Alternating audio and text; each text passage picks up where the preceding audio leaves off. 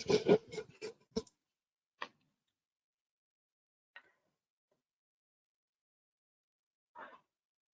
alaikum students, and a very warm welcome to the fifth and final day of Practice to Pass webinar session for the Taxation exam UK variant.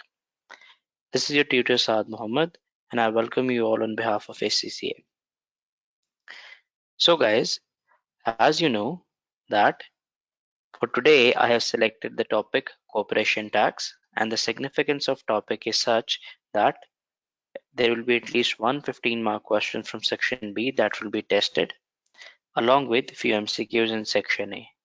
However, there are very few chances that corporation tax being tested in section B. So that is why corporation tax is of such significance that we cannot ignore it or leave it. However, I'll suggest you that after VAT it is one of the easiest topic, and the thing is that your concepts from the income tax will be repeating here. So that's why if you have a good grip on income tax and its rules, the corporation tax are somewhat similar to them, apart from few changes here and there. So before I begin, I would like everybody to raise their hands if they can hear me clearly and see my screen as well.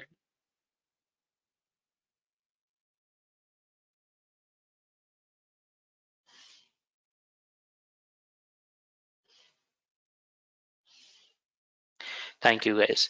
Now, the questions that I have selected for you today are 4 questions: Solo Limited, Ash Limited, Rex Limited, and 10th and 11th Limited. 2 questions are available on the practice tasks that are available on the CB practice platform. However, both questions can be found in Kaplan Kit as well. And the first 2 questions that are not available on practice to test platform, they can also be found in the Kaplan Kit. So all 4 questions can be found on Kaplan Kit, out of the which last 2 can also be found on the CB practice platform. When I select question, I always make sure that they are on such topics on which student gets, usually gets confused or have problems to deal with. So let's start, and the order will follow is that first to 10th and 11th Limited, then Solo Limited, then Rect, and in the last we'll do Ash Limited. So let's start from 10th and 11th Limited. It is available on the practice test 1 on the CB practice platform. So before I move on, if anybody has any questions, they can put in the question section.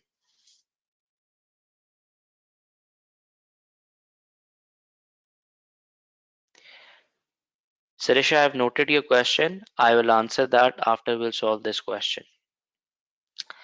Okay.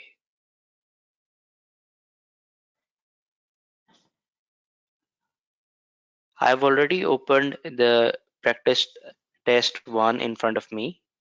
So let's start. And as always, we'll start with the requirements. Calculate the 10th limited taxable profit for the 4-month period 31st July 2020. Whenever it says 4-month period, I'll highlight that and I'll make sure that each and everything that normally gets time apportioned, I will be careful that I have to time apportion it. Be it any expenses, they will get time apportioned, or capital allowances, they will get time apportioned, or any such thing that usually gets time apportioned will be time apportioned into 4 by 12. So we have to be careful here that there is a chance that we know the rule, or we might just forget to time portion it and losing an easy mark. So please, whenever there is a 4-month period or less than a year period, always highlight that and be careful while reading the question.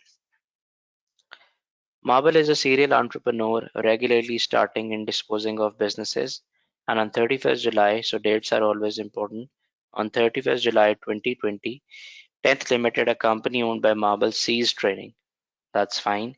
So now I will stop here and I will remind myself that whenever business gets seized, if it gets seized in profit, then the situation is different. If it gets seized on loss, then normally we talk about the terminal loss relief, and by calculating terminal loss relief, we then carry it back to previous 3 years. So we'll see that whether the Marble has seized the business of 10th Limited in profit or loss. Now, on 1st October 2020, 11th Limited, okay, so the date is again important, 1st October 2020, 11th Limited, another company owned by Mabel, commenced trading. The following information is available for both companies. So requirement A deals with the 10th Limited, I guess. If I quickly want to check that what is being tested in requirement B, I should scroll both windows like this, and I shall press next. The question will remain same, however the requirements will get changed. So calculate 11th Limited tax adjusted trading profit for the 6-month period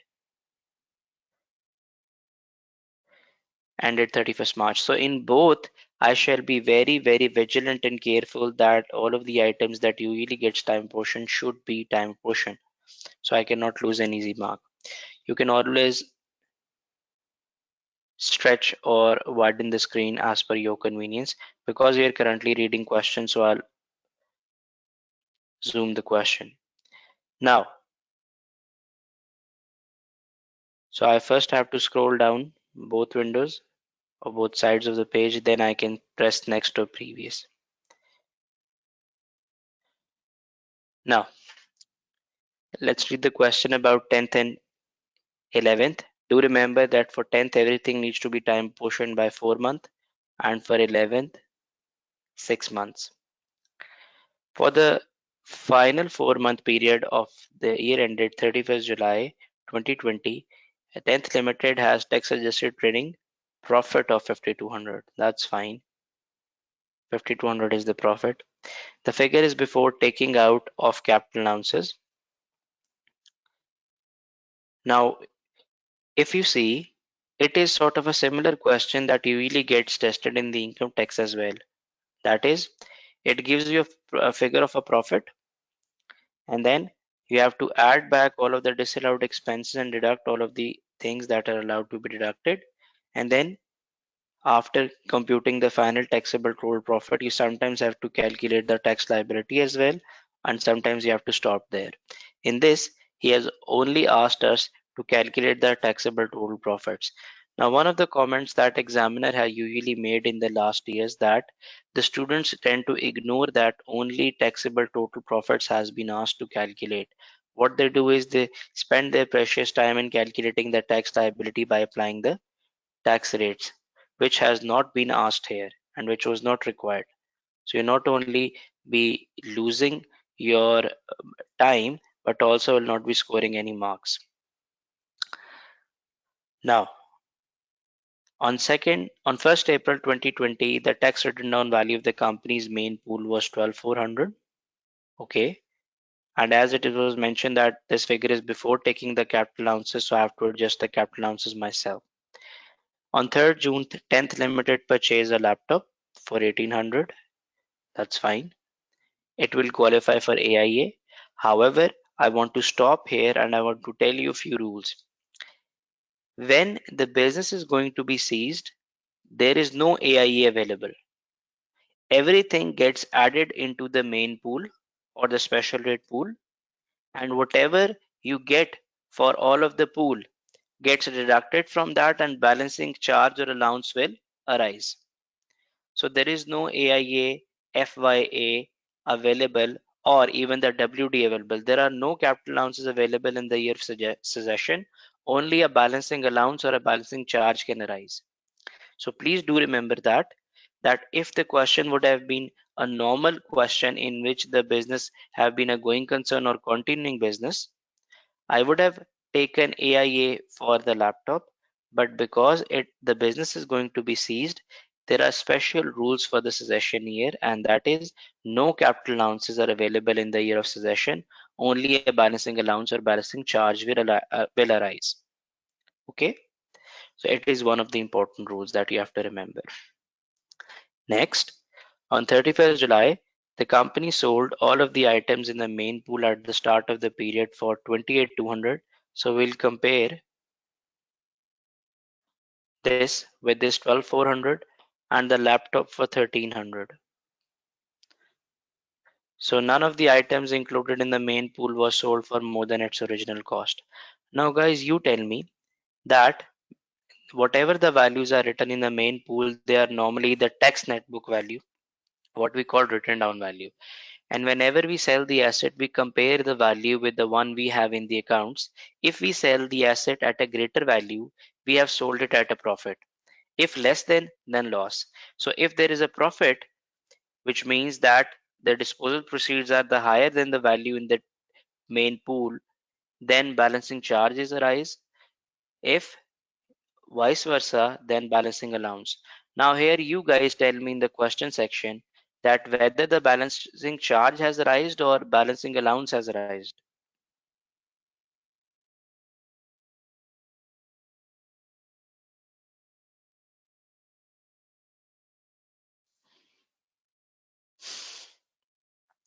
Asma, you look again into the question and tell me, I have sold it the items for 28,200. However, the value in the main pool was 12,200. So have I sold it on a profit or a loss? I have sold them at a profit. I have sold them for 28,200. Therefore, Asma, the balancing charge will arise. If all of you or some of you have a confusion in what is the balancing charge allowance, consider this, that all you have to do is you have to compare your value in the main pool, because that will be your net book value, and disposal proceeds. If you have sold more than of your net book value, balancing charge is arise because charge will be on the profit. And if loss, then HMRC will give you allowance on the loss, that is balancing allowance. So thank you guys, all of you who have said charge, your answer is correct. Moving on, and I'll add 1300 into 28,200 as well, because on the above I will be adding 1800 into 12,400, because in the year of succession there is no AIA, so everything will get added into the main pool and will be deducted from the main pool. Now, on 31st July, 10th Limited sold the company's freehold office building. Whenever company sells anything, the chargeable gain or a capital loss arises. However, the company pays corporation tax on their capital gains as well. So there is no capital gains tax for the companies. So companies pays corporation tax on their income as well as capital gains. So we'll see that whether the building has been sold at a profit or a loss. The 10th Limited Company's freehold office building for 180,300. So that will be the proceeds. The building was purchased for 3 May 2015 at 151,334. Because it is a company, I will stop here and I will check that whenever a company sells an asset that has been bought before 2017, December 2017, and sold after 2017, indexation indexation impact must be considered in the cost as well. So what is indexation? Indexation is nominal allowance that HMRC gives you to consider the impact of the inflation as well. It increases your cost and thus reduces your capital gain. So, and the index cost to December 2017 was 164,500. So it has given me the normal cost and the index cost. So guys, you tell me, which cost shall I use, indexed one or the normal one, in the question section, please.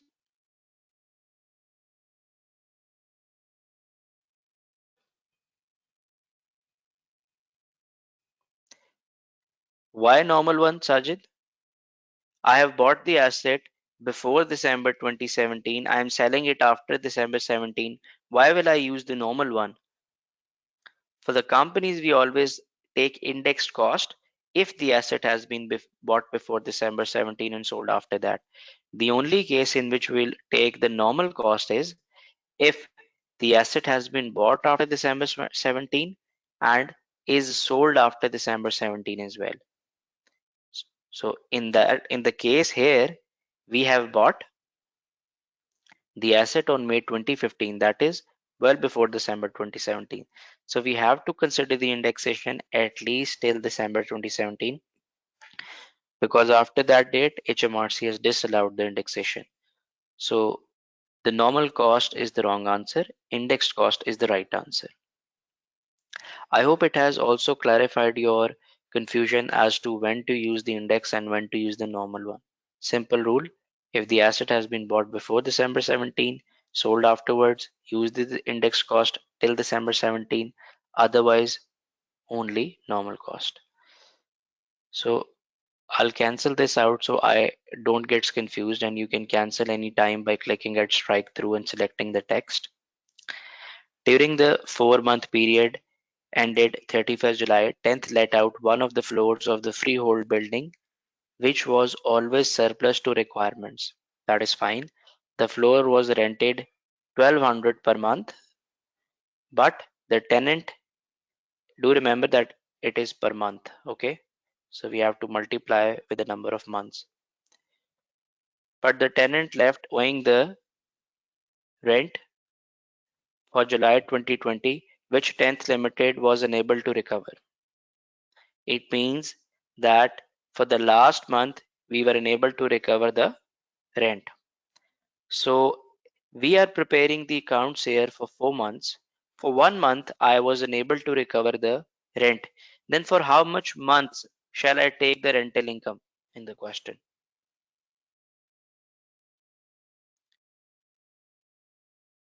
You're right, Asma, for 3 months. Thank you. Now, the total running cost of office floor for the 4th month period ended 31st July were 6,300, of which one third related to the let floor. The two-thirds of the running cost have been deducted in calculating the 10th Limited's tax-adjusted trading profit of 5,200, which means that the two-thirds has already been deducted from the profits. All I have to do is I have to take one-third and deduct it from my rental income. So I can open my scratch pad and I can write here that 6,300 divided by 3 equals to, let's open calculator, 6,300 divided by 3, 2,100. 2,100 rental cost. Okay, guys. So I can take 3 months income, and from that I will deduct this one third of the expense. During the 4-month period ended 31st July, 10th Limited made qualified charitable donations of 800. Now, all of the charitable donations that company make shall be deducted from their total profits. If you are unsure about the pro forma of the corporation tax, visit my notes, and there I have given the complete pro forma. And here you can see that trading profit plus property basis profit if the company has. In our case, the company has both. Interest income, if any. Here there is no interest income. Chargeable gains, which are available in this question as well. If you add them all, it will become total profits. If you have any carry forward losses or group losses, you can deduct from there. Then you deduct the qualifying charitable donations as well. After that, you're left with taxable total profits, which have been asked to calculate in the question. If it would have asked us to calculate the CT liability, I would have just multiplied this into 19%, and that's it. So, however, do remember that for companies, it can be any donations but cannot be political donations or donations which are not allowed under individual trading profit rule. That is, you cannot make to local charity. You can make to local charities but not national charities.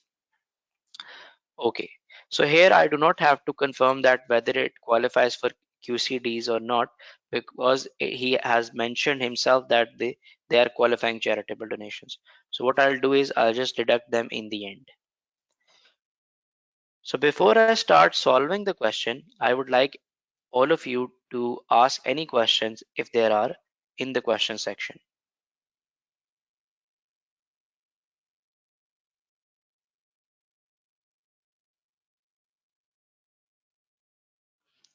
Okay, so guys, let's start solving the question.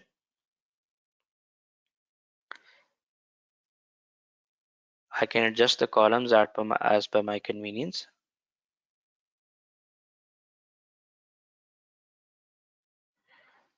I always first select the columns and select the format for the numbers. So it will insert the commas themselves. So profit as per question. Now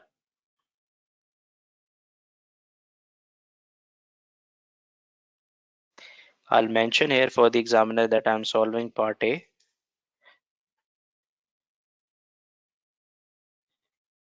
Profit as per the question is 52,400.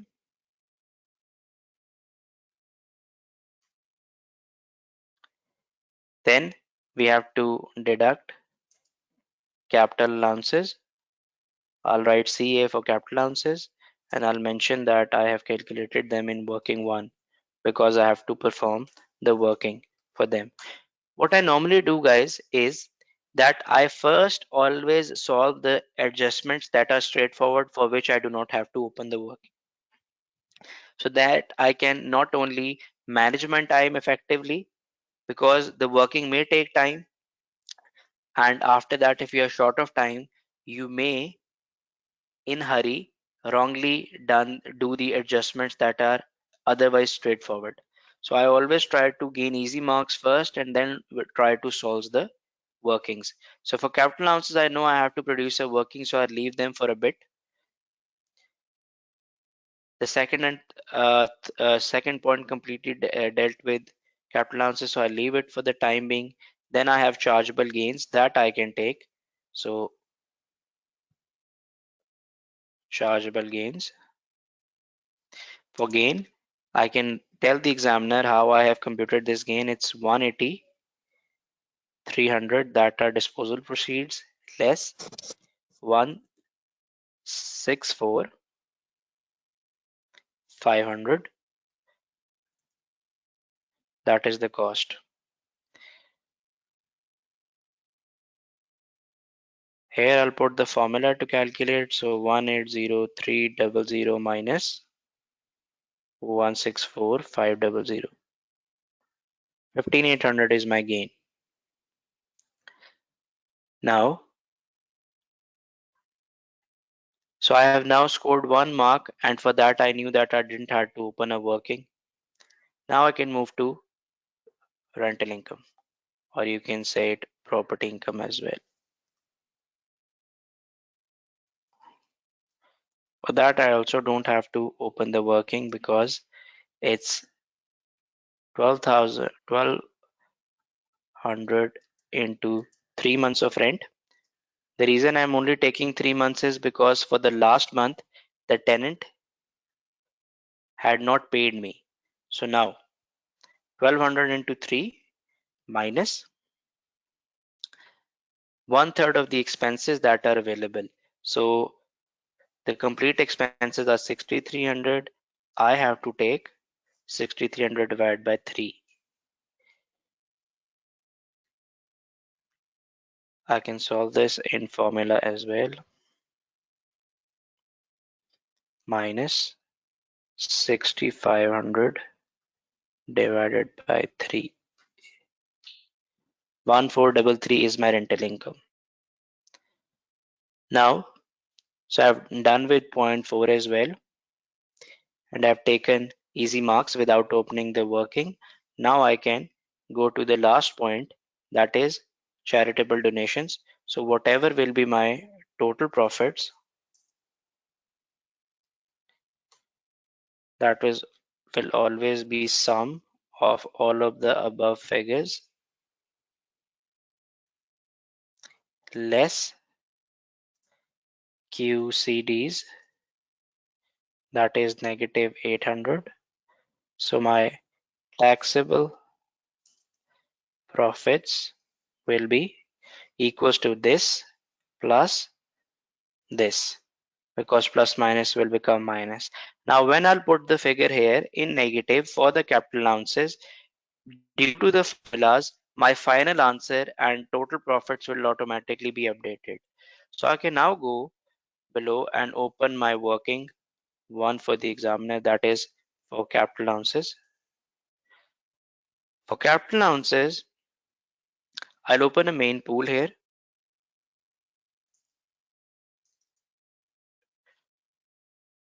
Brought forward balance has been given to me in the question. That was 12,400.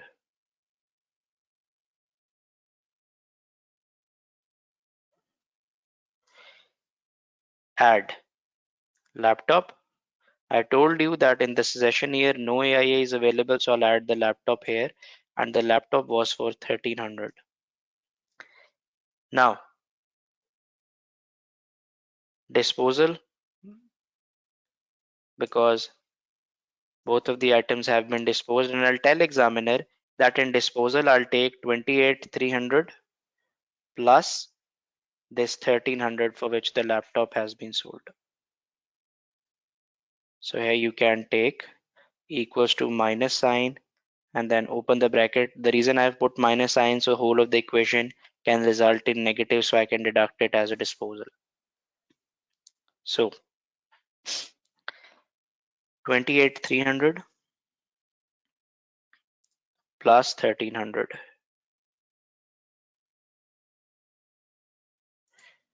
29,600 is the total amount. Sorry, it's 28,200.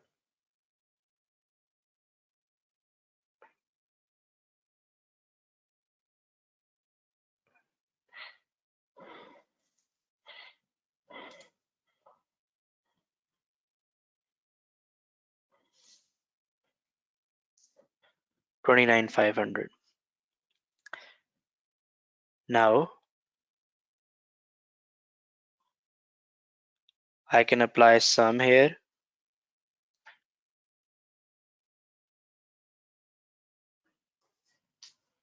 It will result in negative because obviously I have sold the items in the profit.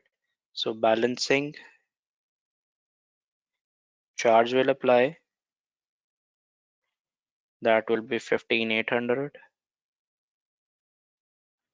And here I'll open a column for allowances.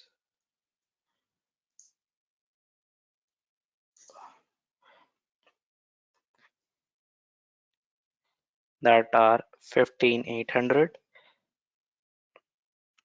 So as it is a balance charge, guys, balancing charge will appear here as negative in the allowances.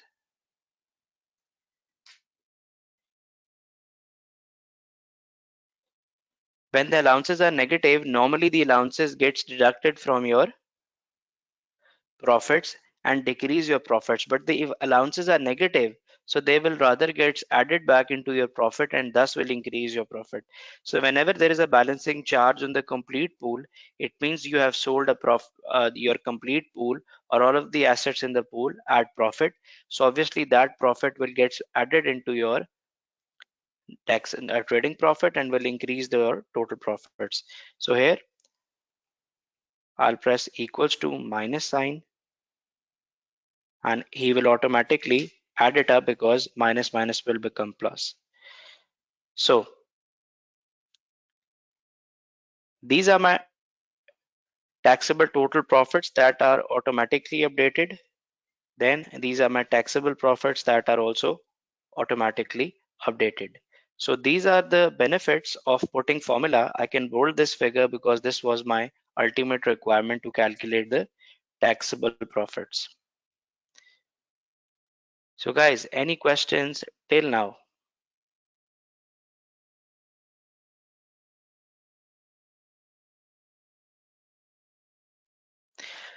Okay, I have added laptop wrong. Okay, guys, it cannot be an issue because as I have done my calculations with the help of formulas all over. So all I have to do is just put laptop as 1800 here, and all of my figures will automatically be updated because I've used the formulas.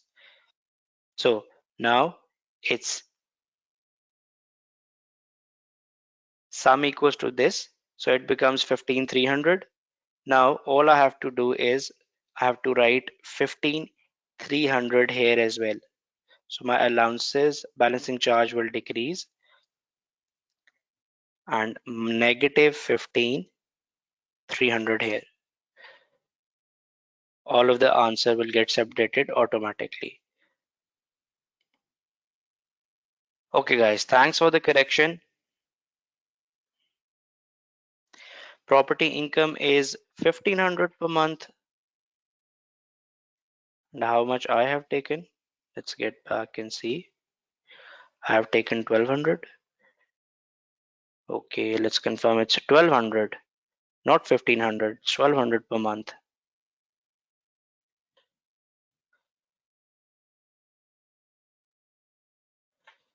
So, any issue still here, guys?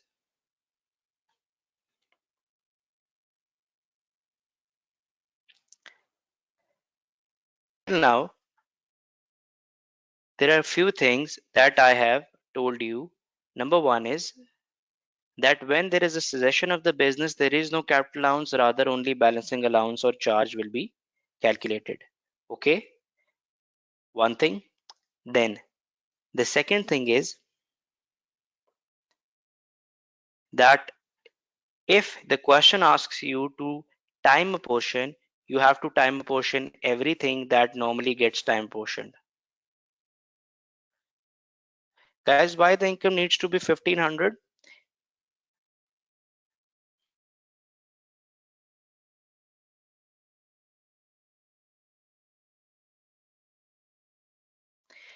3,600 minus 2,100. So let's see what is our mistake.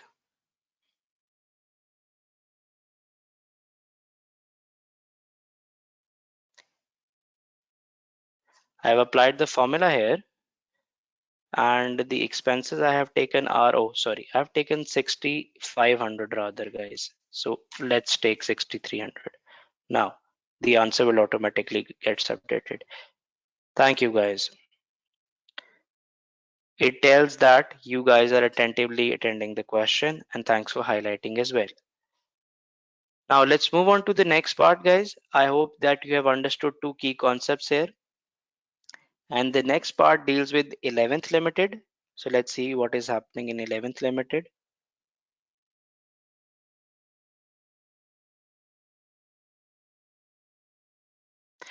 11th Limited's operating profit for the 6-month period ended 31st March 2021 is 122,900. That's fine. Depreciation of 2,580 and amortization of leasehold property of 2,000. See note 2 below. Had been deducted in arriving this figure. Now guys, you and I know that one thing is for sure, that all sorts of depreciation and amortizations are disallowed while calculating the profits. So this depreciation and amortization will be added back into the taxable profits of 122,900. Now, on 1st October 2020, 11th Limited acquired a leasehold building paying a premium of 60,000 for a grant of a 15-year lease. The office building was used for business purposes by 11th Limited throughout the 6-month period ended 31st March 2021. Now guys, do you know the easy formula of calculating the lease premium? The formula is 51 minus D into 50 divided by P. Now D is the duration of lease and P is the premium, and both will always be given to you in the question. Again, I'll write it on scratchpad for you. It's 51 minus D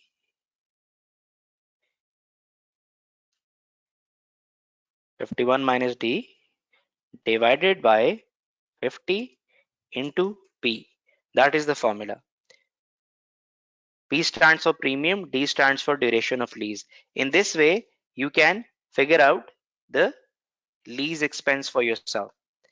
However, whatever your answer will be, it will be for the complete lease period. That is for the, in our case, I guess the lease is for 15 years. Let's confirm. Yes, it is a 15-year lease. So whatever the answer comes out, it will be the expense for the 15 years. However, as you are calculating the profits for a year, you have to calculate divide it by again by the D. That is duration of lease. For example, in our example, the 51 minus D is 15. Okay, and divided by 50 into P, and P is premium. So the premium is 60,000 here. Whatever the answer will be, that will be for 15 years completely. If you want to time apportion it for 1 year, obviously you have to divide by 15 again. So let's calculate. It's 51 minus 15 divided by 50 into 60,000. That is the expense for the complete 15 year. 43,200. Now, as you want to calculate for 1 year, not even 1 year, rather for 6 months, because we are calculating the profits for the 11th limited for 6 months. So we'll not only divide it by 15, but also multiply it by 6 by 12. Okay. So let's get back and divide this by 15. That is the expense of 1 year. Now I will multiply it by 6 into 12, or I can simply divide by 2, because that will result in same answer. 1440. 1440 will be the expense that I will calculate. Now students sometimes gets confused. Sir, I have seen the question where the examiner has taken the total rather than dividing it again by the D. So when do I have to divide by D and when I have to take it as full amount? How many of you have this question? Raise your hand so I can answer that.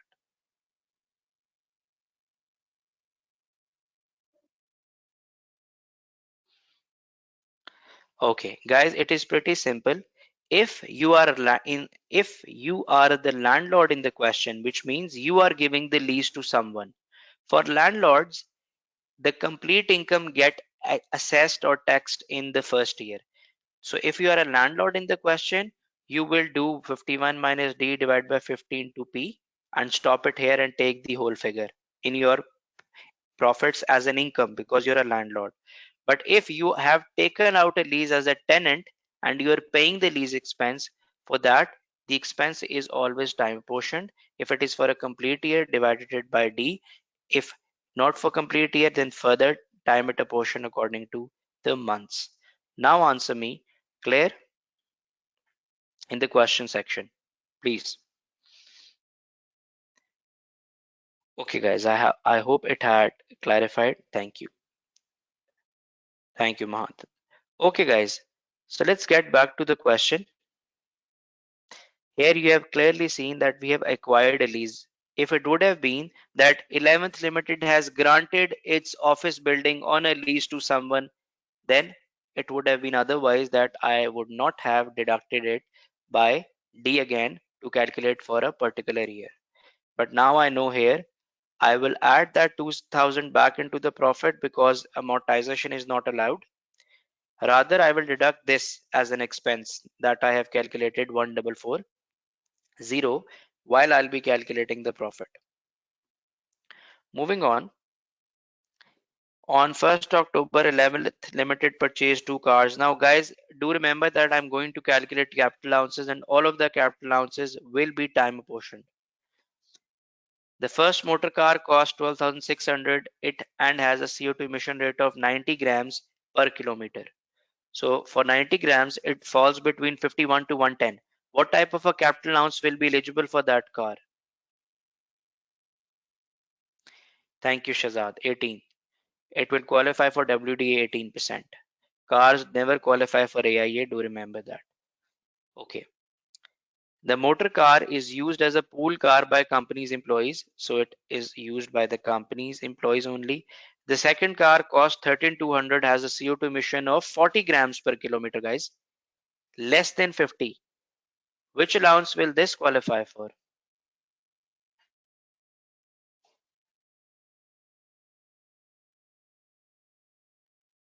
FYA. Thank you guys. FYA at 100%. But I want to tell you a key point here.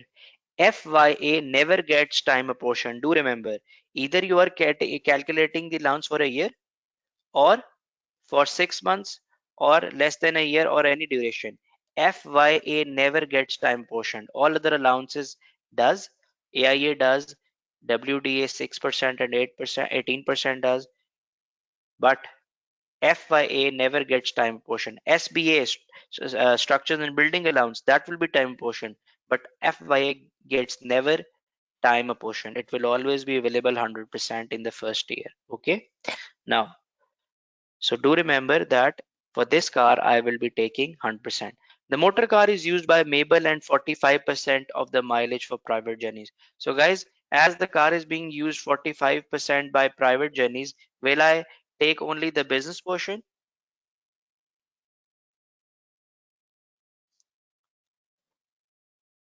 So guys, will I take only the business portion? Thank you, Maha. We will take the total. There is no such private usage for companies. If we are calculating the capital allowances for self-employed people, only then we take the private use. For companies, there is no such thing as private use. So we will claim that in full. Thank you. Even if it would have qualified for WDA, there is no such thing as private use for companies. Okay? So thank you guys. You all are correct. So do remember, I have two car, one qualify for WDA 18%, that I will time portion. However, the second qualifies for FYA, that I will not time portion, and I will ignore the private part as well. On 1st October 2020, Mabel made a loan of 100,000 to 11th Limited at an annual interest rate of 5%. So they have taken a loan from their shareholder. There is a commercial rate of interest. Okay, the loan is on commercial rate of interest, which means if the company if had not acquired the loan from their director shareholder, they have acquired it from the bank, they would have gotten the same rate. So you tell me guys, normally the interest on loan is allowable cost and can be deducted, but if you take it from your director, that too on a commercial basis, can we deduct that?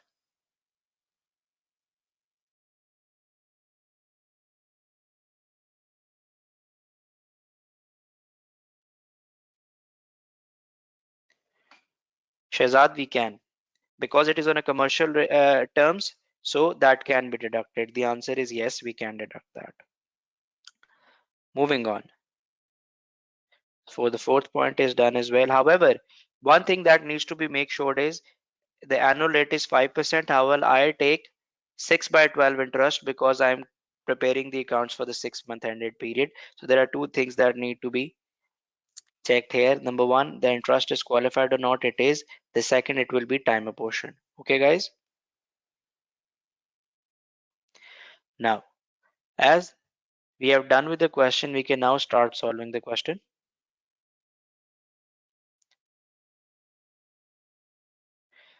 Again, two columns I can use for my figures, one column for description.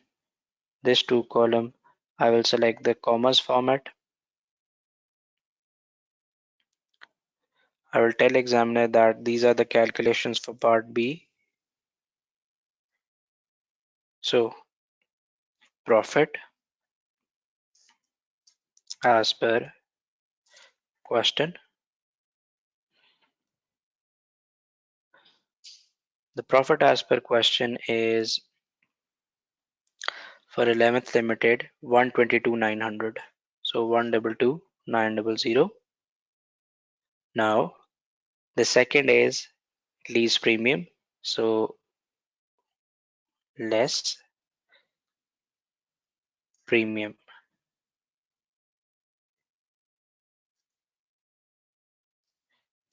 I'll tell examiner that I have calculated 51 minus 15 divided by 50 times 60,000, and for that too I have taken 6 by 12.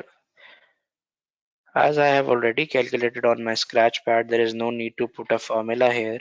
The answer I have calculated was 144. I'll put a minus sign because I'll be deducting that figure. Now, premium. After that, capital allowances. I told you that for items that I have to do a working, I leave them for the time being. So I'll tell him that for working, one will be on capital allowances. I'll leave capital allowances for the time being. Now, loan. So the next is loan interest. That will be, the loan was 100,000 into 5% into 6 by 12. So that I'll do here as well. I'll open the bracket 100,000 into 5% into 6 by 12. It is 2500. I'll put the minus in the start of the formula so all of my figures can get negative. Now, lastly, I'm left with capital allowances only. So let's open working one here.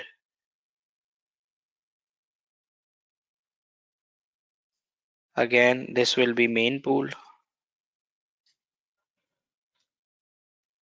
He has not given me any balance of the main pool because the company has just started.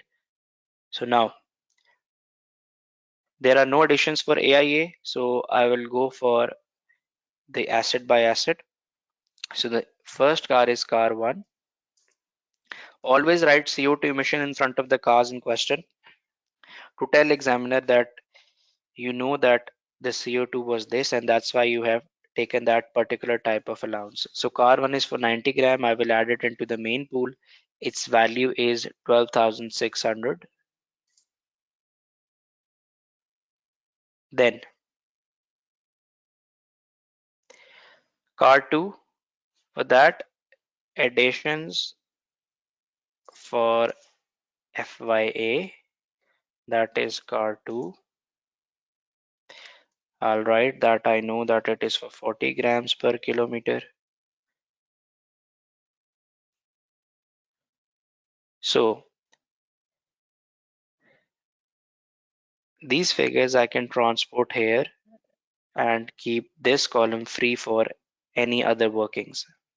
And this column will be for allowances.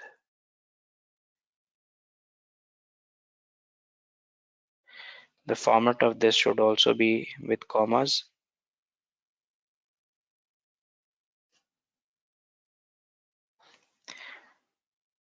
Now,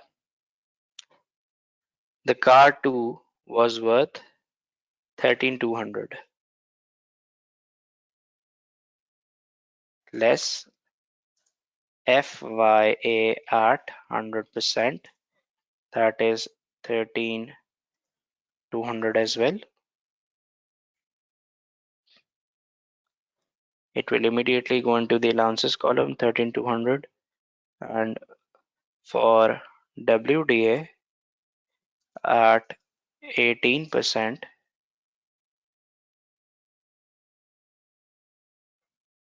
further into 6 by 12, my answer will be equals to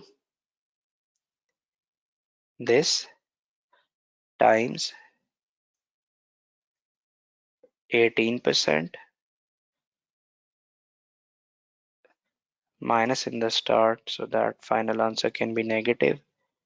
Further multiply it by 6 divided by 12.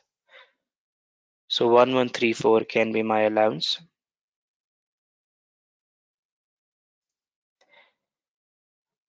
And here I can apply a sum formula. So my allowances are 14334. I can go here and click minus sign and select my final answer from here. And these are my total profits as well as taxable profits, because there is no QCDs.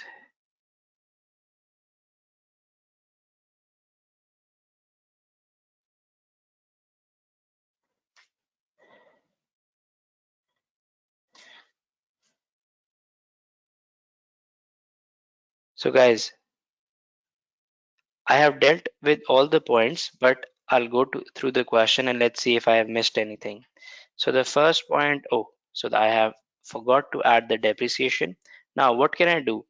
As I told you, you can insert the columns here, or you can select the text like I have here, and you can downshift them. It's not allowing me here. So what I can do is I can take my profits at least upwards. Here I can add depreciation and amortization. And these are 2580 plus 2000. So these are dealt with. Now in second point, lease premium I have dealt with. And then in third, the first motor car and the second motor car, both have been used. The formula needs to be updated as well with this. Okay, so the first and second motor car have been utilized as well. Okay, I have also accounted for the loan as well. So guys, have I forgot anything?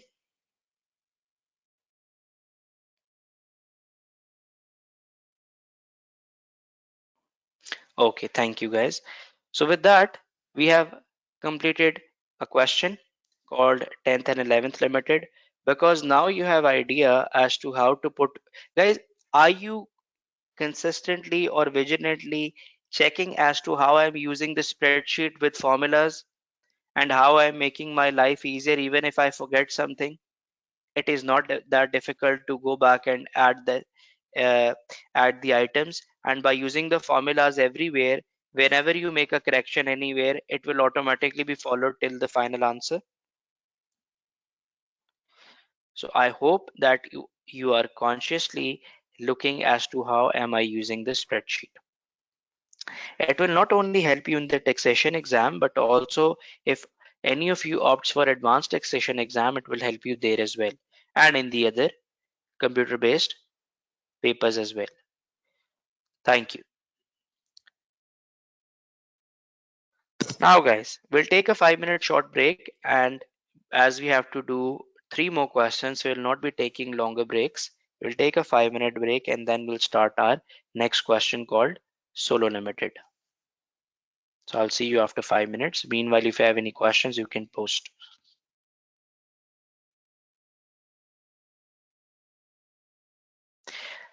Yes, Sajid, but your examiner can see the scratch pad obviously, but obviously he'll not be bothered. Whatever you have written in the scratch pad, it will not be marked.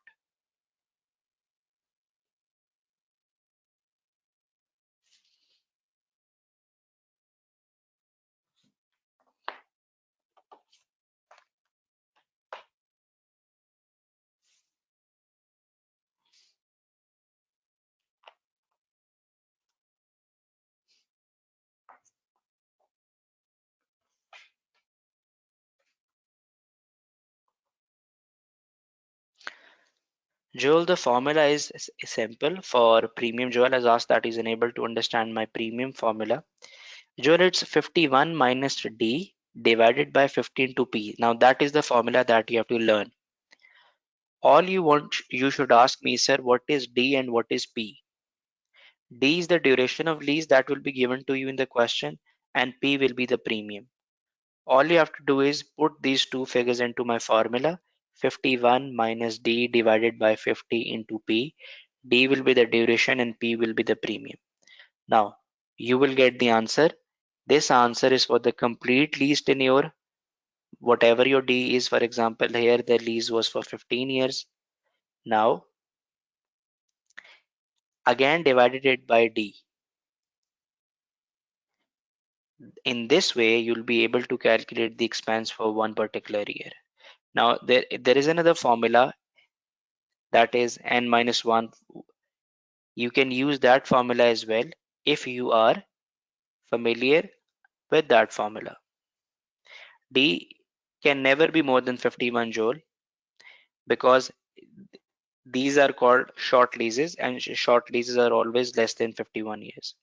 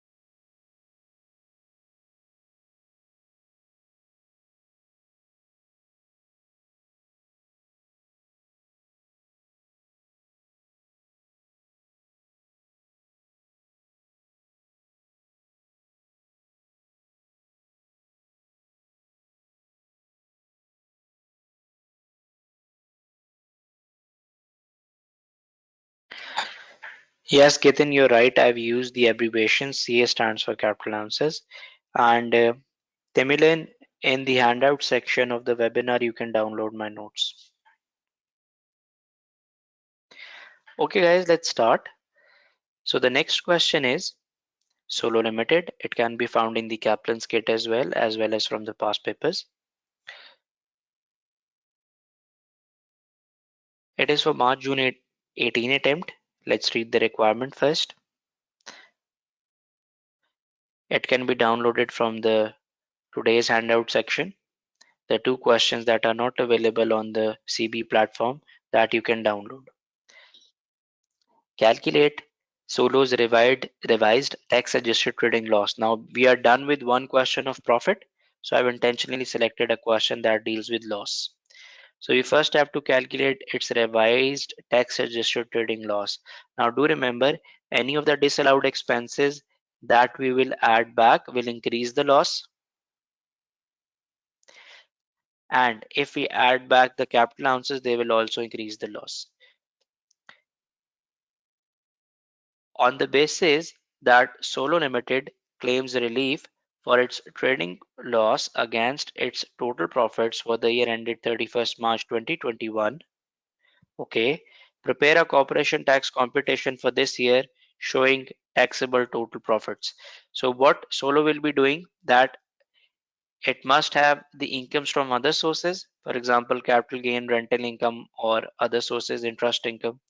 And whatever these incomes are from the other sources, and it want to adjust or relieve its losses against that total income.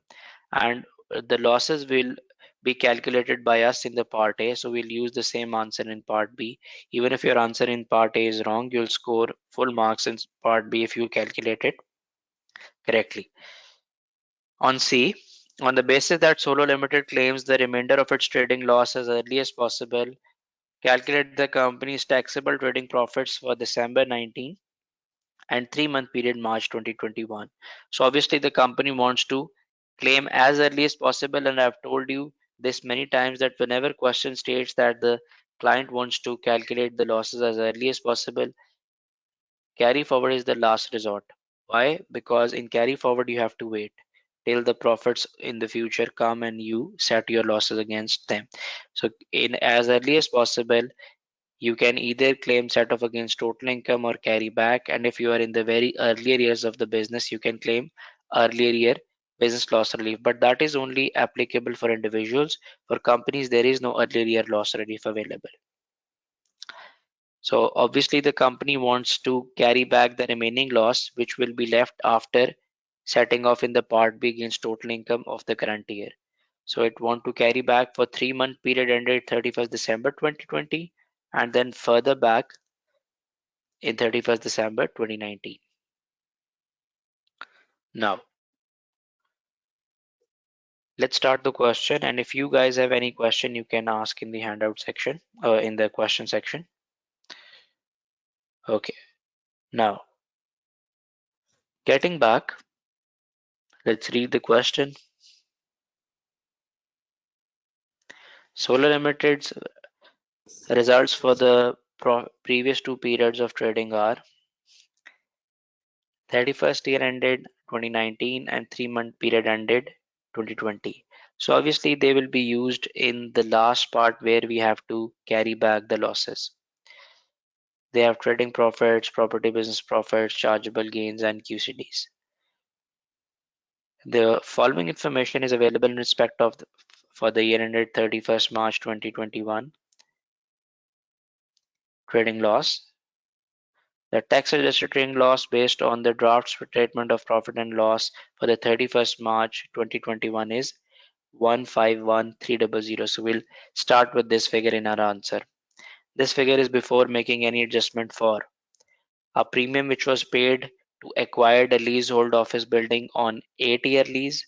So guys, we have the D, it's 8. Now I want P in the question so that I can calculate the answer. Then I have to again divide by D because I've acquired a leasehold building, not granted. I am a tenant here. And the second is capital allowances. Both are expenses, and when I'll adjust them or add them back, my losses will increase further. Now, premium paid on to acquire the leasehold office building. On 1st April 2020, Solar Limited acquires a leasehold building paying a premium of 20,000. So we now have the P as well. For the grant of an 8-year lease, the office building was used for business purposes by Solo throughout the year ended 31st March. So what we can do is here roughly we can write that if we start solving this, this relates to part A obviously.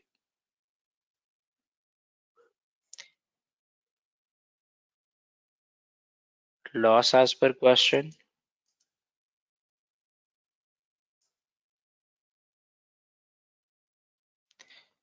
Ooh, 151,300. I've kept my loss as a positive figure, so I'll use it later on.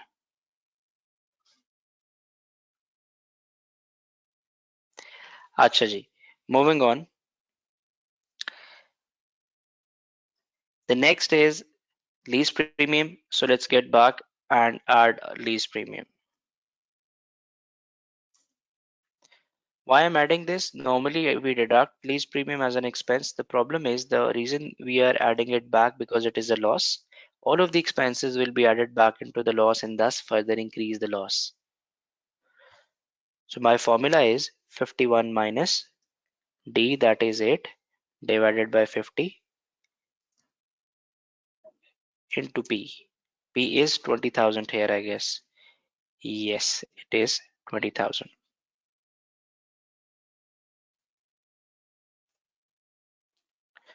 Now,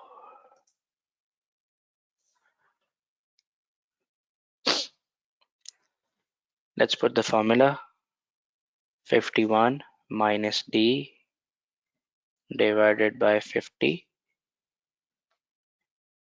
Let me correct here as well that I'll again divided by D as well. That is 8 because I need to calculate the expense for 1 year. Now I'll calculate the formula here. It's 51 minus D, that is 8 divided by 50 into P, that is 20,000, and whatever this formula will be, I want it to be deducted 8 by,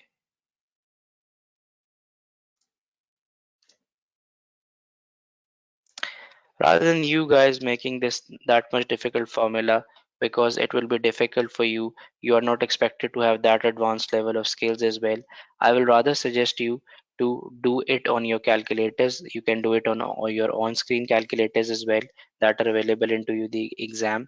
Or if I guess you guys are not allowed the calculators in remote invigilation as well. Am I correct, guys? Answer me in the question section. You are not allowed with the blank paper as well as calculators. Is it correct in remote invigilation?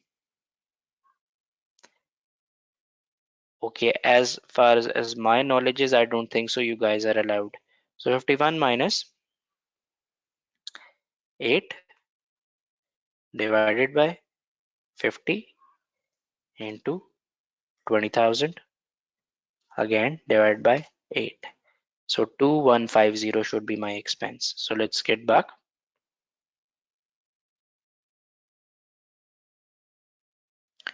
2150.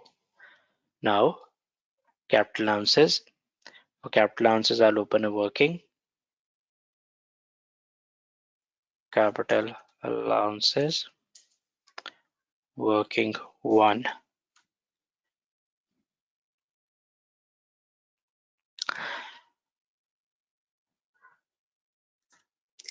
The tax written down value of the plant and machinery in the main pool was 1st April 2020 was nil, and during the 31st year ended March, Solo Limited equipment for 4,300. Now guys, you tell me that in the main pool the value is nil, so my net book value is 0. However, I have sold an equipment for 4,300. Shall it result in a balancing charge or a balancing allowance?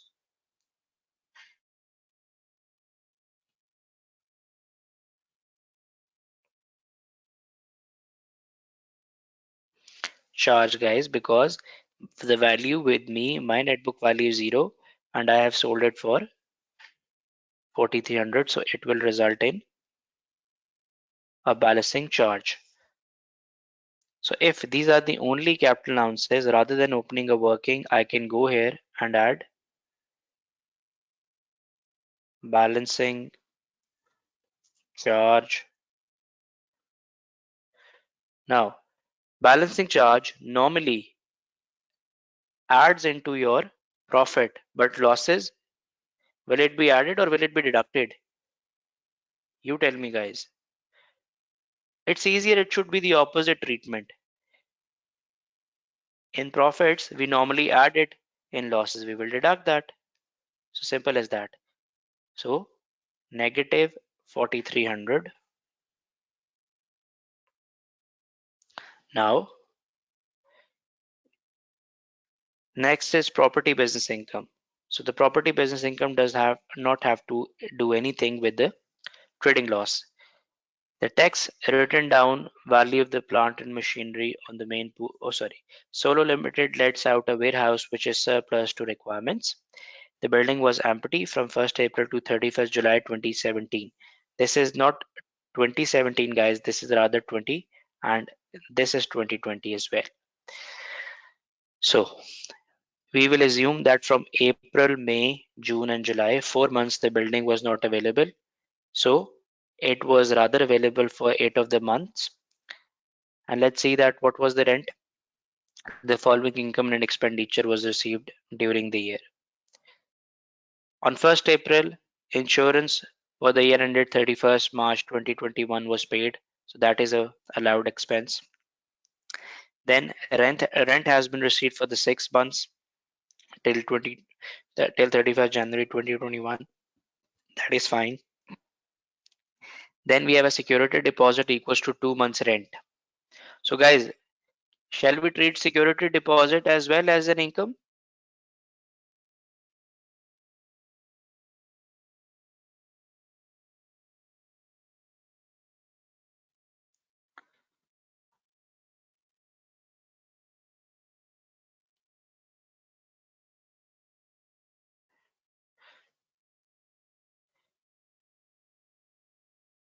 Do remember, guys, the security deposit will never be treated as an income.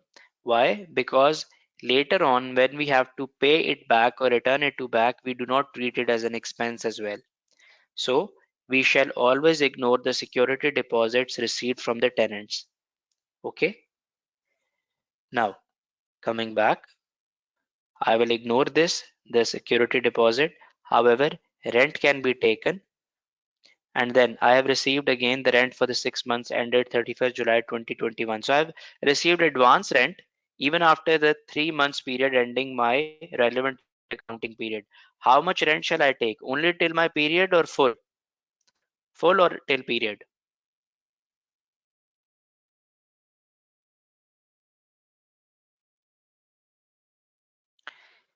No, Maha, do remember that property income for the companies is always used or calculated using the accrual basis. So we shall only take till the period where it belongs to our year end. Okay, so all of the expenses and incomes will be calculated using the accrual basis. The insurance expense I do not have to accrue because it is for the complete year.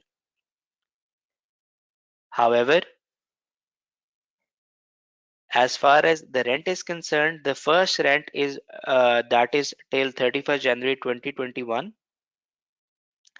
That that belongs to our period, so therefore we do not have to time it a portion. However, the rent that we have received on 1st of March, that includes some of the rent that belongs to our period, and the rest we will not take because it is for 6 months.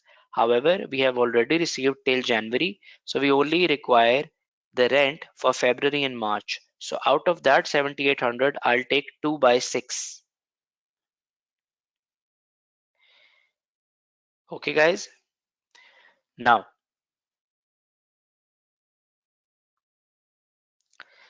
do remember that this can be taken completely, this completely, this shall we ignore, and from this it will be 2 by 6. Disposal of the shareholding in MPLC.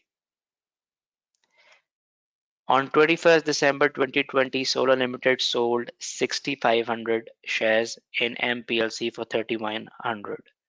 Solo had originally purchased these 2,000 shares, less than 1% of shareholding in MPLC on 18 June 2007 for 27,000, and purchased a further 1,000 8 December 2020 for 4,600.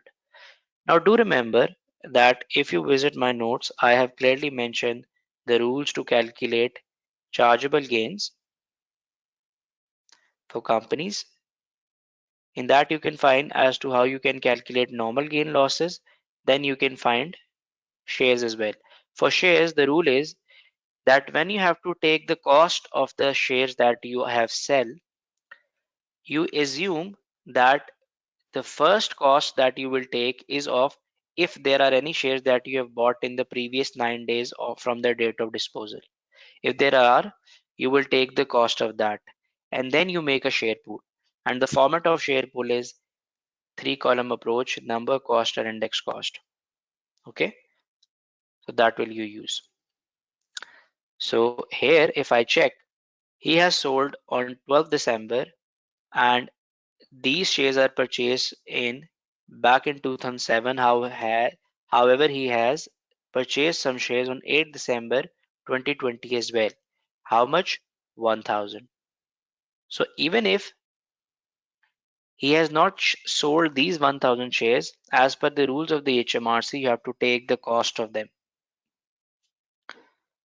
So for 6500, 1000 shares, cost for 1000 shares is already given into the question. I'll not calculate, I'll take 4600. However, only for 5500 shares, I will calculate the cost.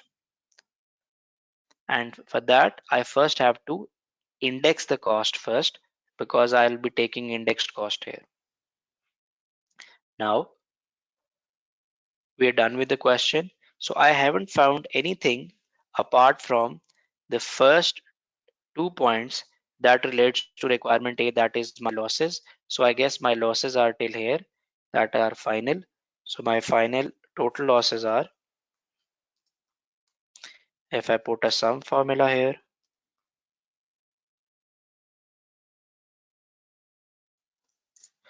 it's 149150. So that is for the part A.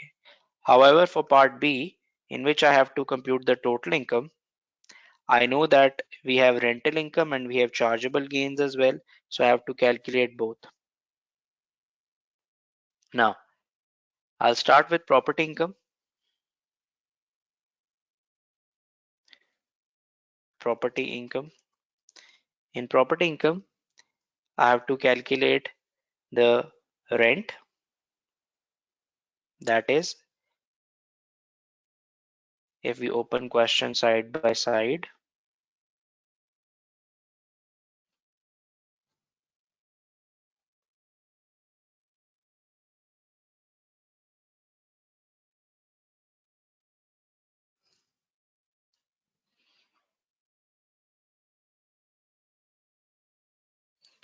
so it is 7800 complete plus 7800 into 2 by 6. That will be my property income. So 7800 divided by 6 multiplied by 2 plus 7800. My total rental income will be 10,400.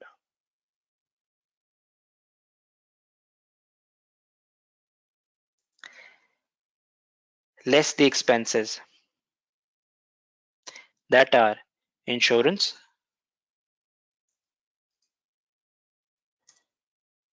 Insurance I can deduct straight away from the question, that is 920, and I'll put a minus sign. Then advance, I will mention examiner that I know that not to take it, otherwise I'll lose a mark.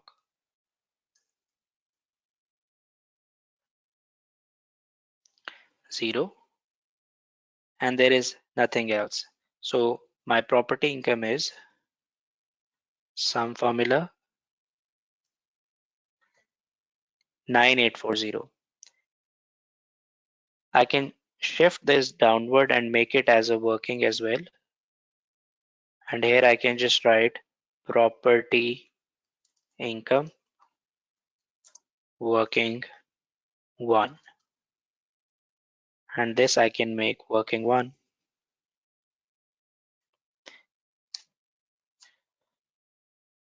I can put an equals to sign and select this. So whatever figure will get transported here as well. The second is chargeable gain. I know for that I have to open a working as well. I have to make that pool as well. Then apart from these two things, there is nothing available. That will be my total income, whatever I'll write here. it will be this plus this will be my total income less loss. So I have to wait that how much loss I can deduct, and my taxable profits will be whatever that is left. Now I can now start working to. In working to, I will making column called cost. Sorry, number of shares first. Number of shares, cost, index cost.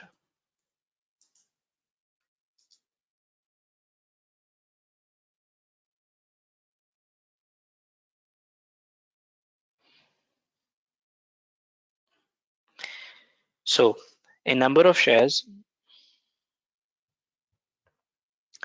first I will take that I have bought for the very first time. These are 20,000 shares on 8th June 2017. So I'll start with them. So I'll write here 8th June 2017, 2007, sorry, 2007. Number of shares that I bought were 20,000, I guess. I have bought them for 31,200 and the index cost is same. Now there is no addition in between, so therefore I will take the indexation from June 2017, June 2007 till, guys, there are two given, till December 2017 and till December 2020. Which shall I take?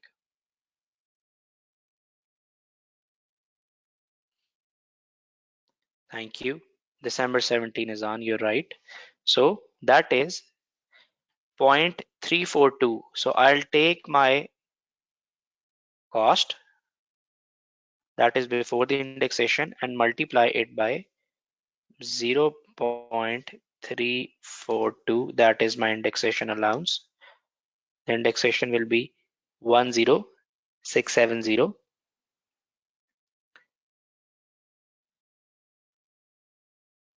Now that will be my index cost till here.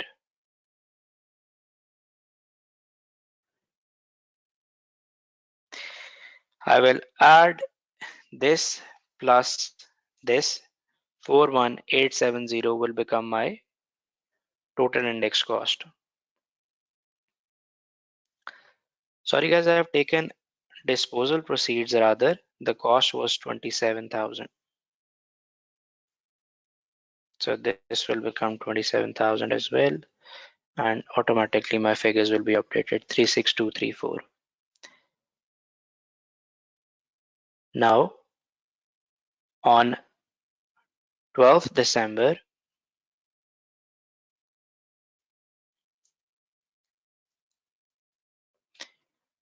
2020, I have sold 5,500 shares. Why I'm taking 5,500? Because 1,000 shares I have taken the cost directly.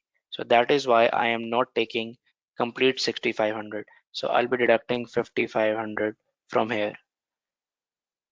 So my closing balance will be this plus this. I'll be left with 14,500 shares. The cost for 5,500 shares will be this multiplied by,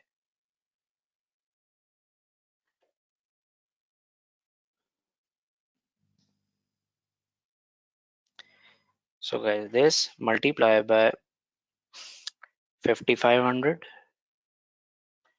divided by 20,000, that is 7,425. However, as far as the index cost is concerned, I can copy the same formula here, but I can select a different cell, that is F24 rather. So 9964, if I do not take the rounding off,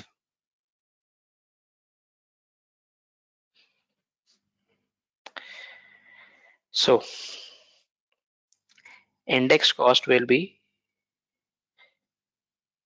9964, and the balance that will be left will be this minus this. So for me, the relevant figure is this one, 9964. That is the cost of 5500 shares.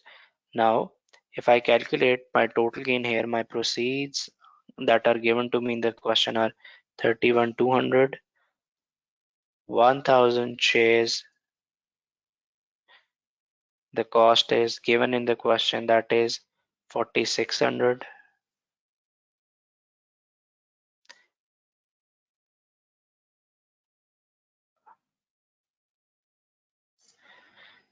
So 1000 shares 4600, and for 5500 shares the cost is equals to minus this. So my gain is some formula,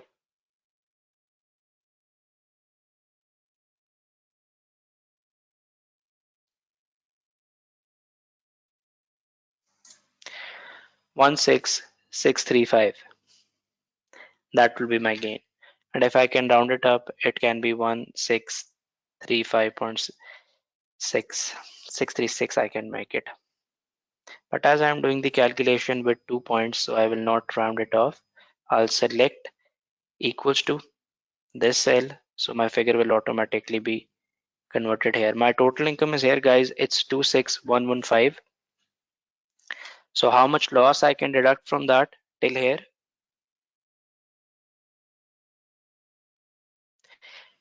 Have I missed anything?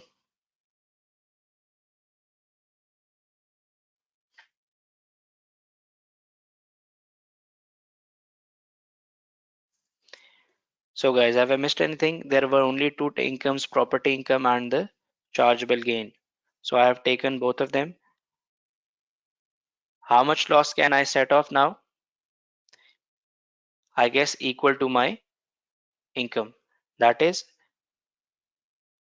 I now have 26115 or 116. That is the amount till where I can deduct my losses. Can I?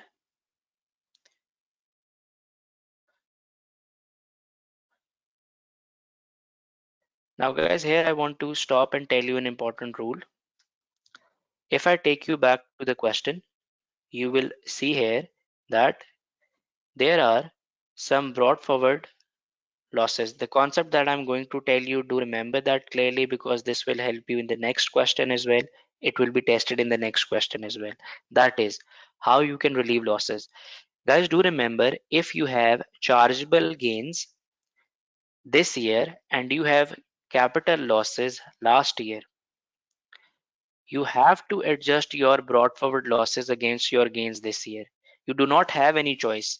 It is not like that you can say, okay, I do have my capital losses, but I want to keep them separate for the time being. Rather, I want to utilize my capital gains for my trading losses. You cannot do that, which means that if you have the capital losses brought forward, they needs to be adjusted as per the rule against your capital gains. Now you can see that I have capital losses in the last two periods. That is 3300 and 2100. Okay. So if I add them, it will be 3300 plus 2100. That is 5400. So losses worth of 5400 needs to be adjusted before I can compute my taxable total profits. And that is the rule. So please tell me in the question section that have you understood the rule, that it is must to deduct the capital losses brought forward from the capital gains. You do not have any choice. Okay guys, I hope that you have understood. Let's adjust this. I'll go back to my spreadsheet. Here capital gain, I can insert a column called less brought forward losses. In the bracket, I can show examiner that this is 3300 plus 2100. So that will be deducted as 5400. So now what will be the revised income?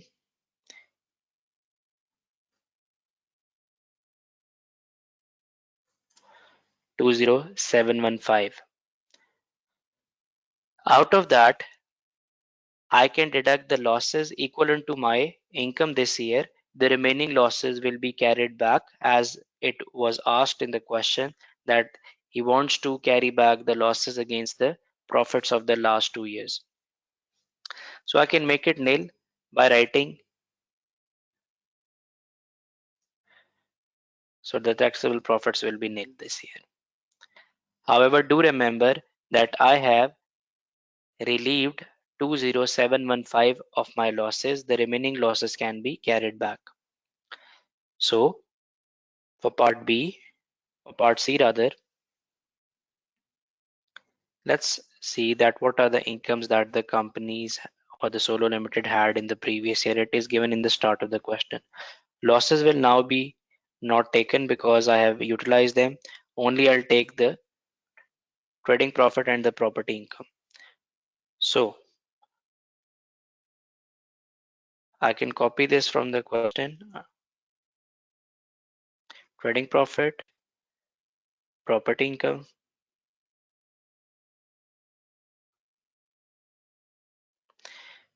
and then the figures are 35,900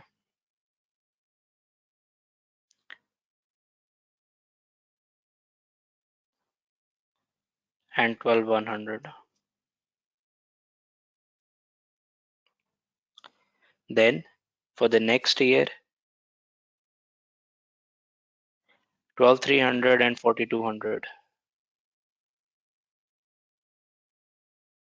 4,200. So that is for 31st December 19, and that is for 31st March 20.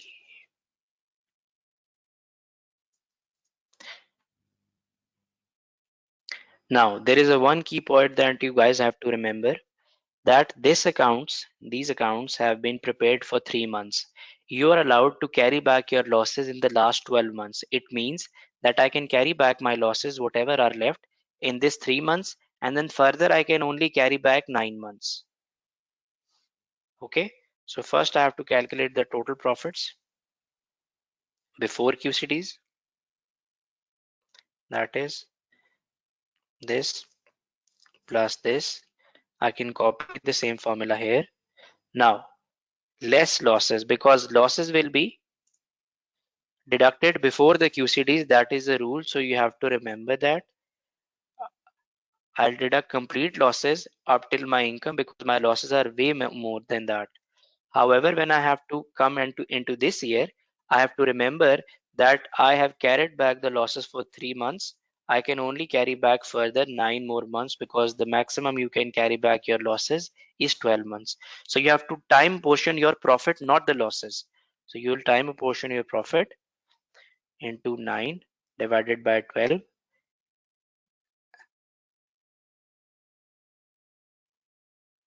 because these are the losses that you can take till here, 36,000.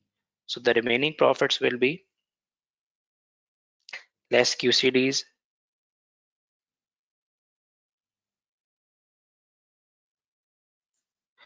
For this year, the QCDs will be wasted,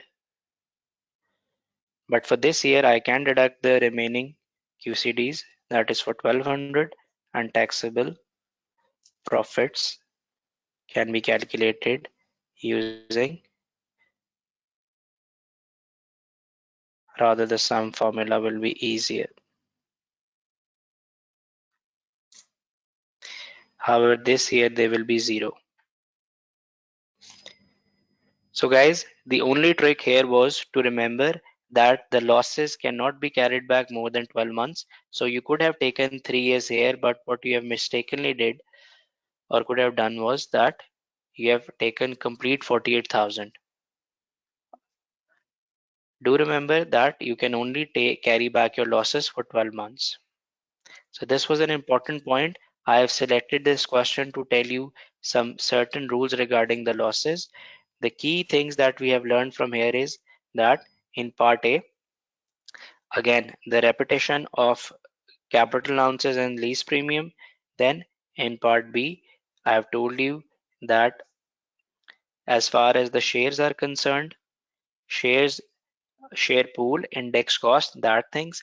Then I've also told you that for the companies, the property income is calculated on accrual basis. That are the points that we have learned in part A. And then lastly, in part C, whatever the loss that I have calculated in the first part, let me take you back to the third part so I can explain again. The losses that the business has suffered in the very first part was this 149,150. So few of these losses have been set off against total income in the second part, that is part B, in which I have calculated the property income as well. This is part B. So in that part, this was my total income. Out of my 149,150, 20715 was set off against the total income. The remaining loss in the requirement C have been requested to carry back. So I have carried back the loss. The incomes for previous year were given in the question. This was for 3-month period. So 16,500 losses out of that loss have been relieved from here. And then you can carry back your losses for last 12 months. So 3 months losses have been utilized here. So here I could have only utilized 9-month losses. But for that you don't time portion your losses, rather you time portion your profit. And losses equivalent to that amount can be deducted. So I have time portion my losses by 9 by 12. That is the amount 36,000. So losses equivalent to 36,000 can be carried back in this year. I hope that I have clarified. If anybody has any question, they can still ask. For those of you who have understood this completely, can you please raise your hands and let me know?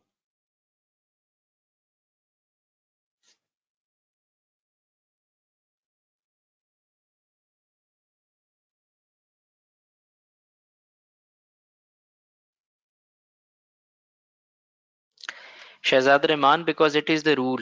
You cannot time apportion your losses 9 by 12 because the losses are not for that period. Rather, you have to time apportion your profit because you can only carry back your losses for 12 months. So losses are not for 12 months, rather profits are for 12 months in 31st December 2019. So if I make it easier for you, you just have to remember that you always have to time apportion your profits and losses equivalent to that amount can be carried back. It is more easier for you.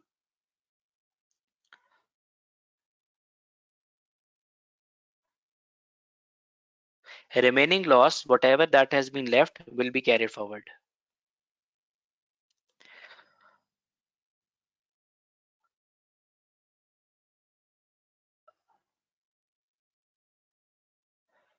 Joel, the balancing charge was obvious. It was mentioned in the question that the opening balance of main pool is 0. However, we have sold the only asset in the main pool for 4,300. So it means that we have sold it on a profit of 4,300. 4,300 minus 0 equals to 4,300 balancing charge.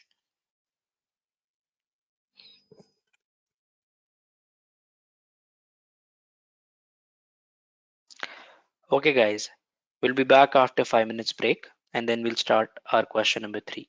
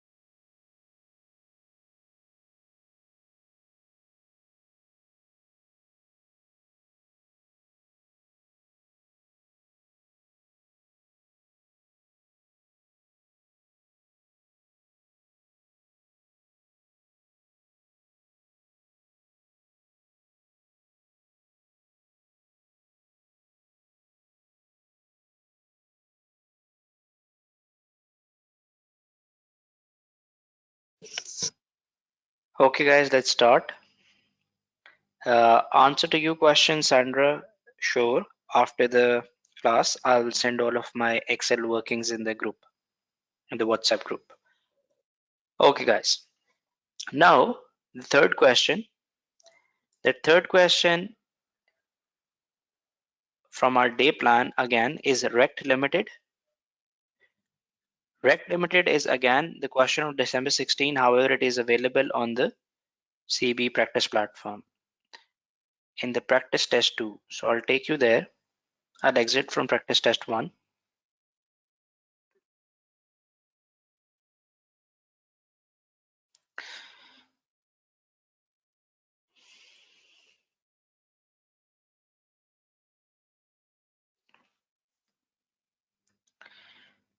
I'll straight away navigate to the last parts.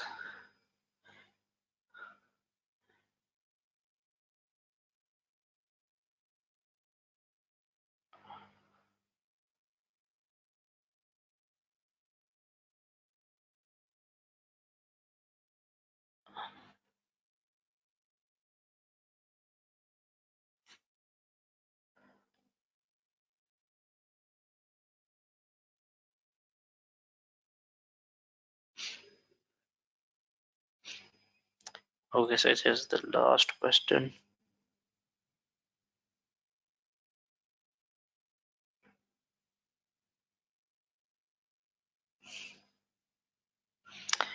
There you go. Rect Limited.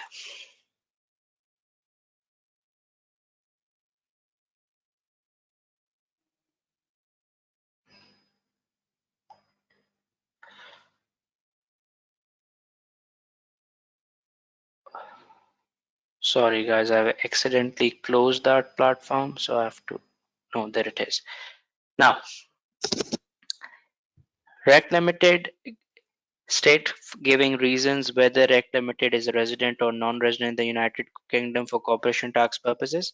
So I'll first take you to the notes to tell you that when a company is considered to be a company is considered to be a resident if any of the following is fulfilled.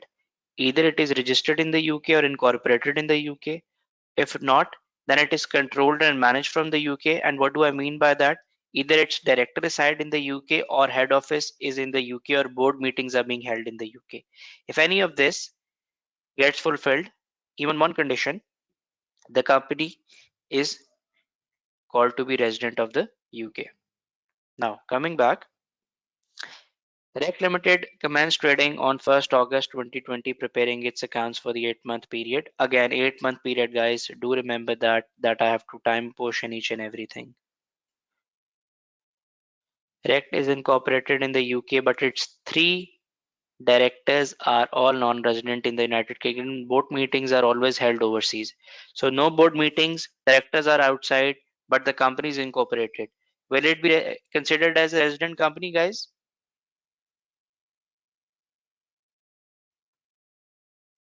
Yes, I told you that even one of the condition gets fulfilled, this will be treated as a resident company. So all you will be doing is you'll be writing here that as the Rect Limited is incorporated in UK, therefore it will be treated as UK resident company. That's it. Okay. Now let's see that what is the other requirement. For that I have to scroll both sides and then click next. Assuming that Rec Limited is a resident in the United Kingdom, calculate the company's trading loss. Okay, so the company is facing trading loss, property loss, and capital loss. So guys, the company has all sorts of losses. That is why I guess it is called Rect Limited. Anyways, note you should assume that the company claims maximum capital allowance. Okay. And requirements C explain how Rec Limited will be able to relieve its trading losses, property business losses, and capital losses for the 8-month period, 31st December 2021. Okay, now we can start reading the question further. The following information is available. First of all, trading loss. The trading loss is based on the draft accounts for the 8-month period ended 31st March 2020, and it is 141,200. The figure is before making any adjustments for advertising expenditure of 7,900 incurred during April 2020. This expenditure has been deducted, arriving at the trading loss for the 8-month period ended 31st March 141,200. So guys, this was the expenditure that was because the company has been incorporated on 1st August 2020. So this expenditure has been incurred before the incorporation. Can we deduct any expense that has been incurred before the incorporation of the company?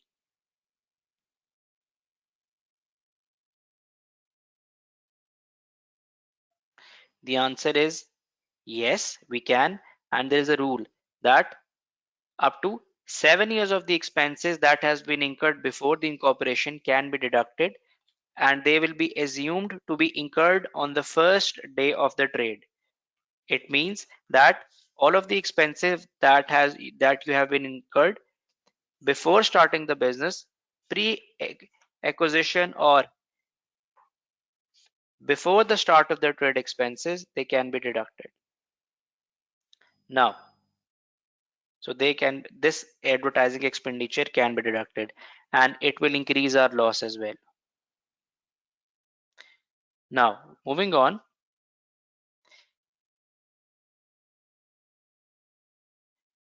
the premium which was paid to acquire leasehold office building on a 10-year lease. Okay, so there is a premium again, then capital allowances. So these are the three items.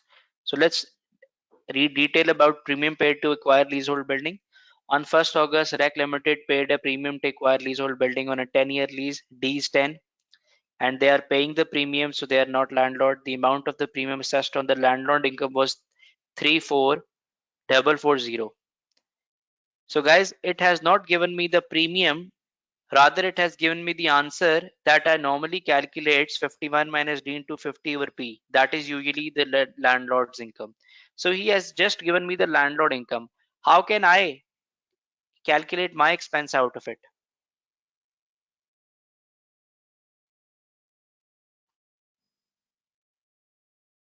Quickly guys, how can I calculate my expense out of it?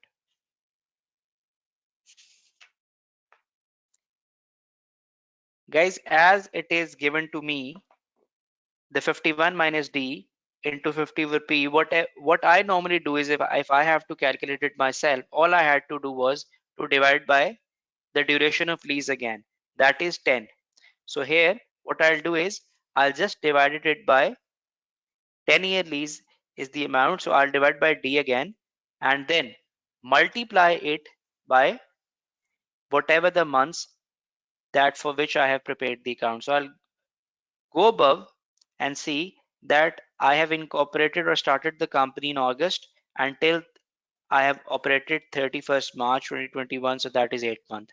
So I'll first divide this figure that is given to me in the question by 10 to calculate the per year expense. So that is 3,440 divided by 10, then times it, sorry, 3,440 divided by 10, then times it by 8 into 12. That is 2296. 2296 is the correct answer. What I'll do is I'll write on my scratch pad that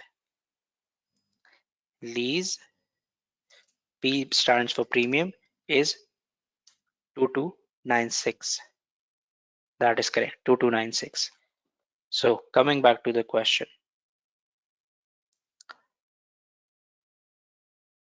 Rec Limited also purchased three second-hand motor cars on 1st August 2020. Again, if he's talking about capital allowances, I'll have to time portion the capital allowances at least for cars because cars do not qualify for AIA. However, if any car qualifies for FYA, that will not be time portion, and I will also ignore the private usage. Second thing that needs to be kept in mind is that all of these capital allowances will increase my losses. So, but before that, there's a plant and machinery. On 1st August, Direct purchased 3 laptop computers at a discount of 400 per laptop. The original price of each laptop was 850, but they were sold at a discounted price because they were X display. So guys, I have purchased laptops at a discount. At what price shall I be taking my capital allowance? The one at which I bought or the one that was its original market value?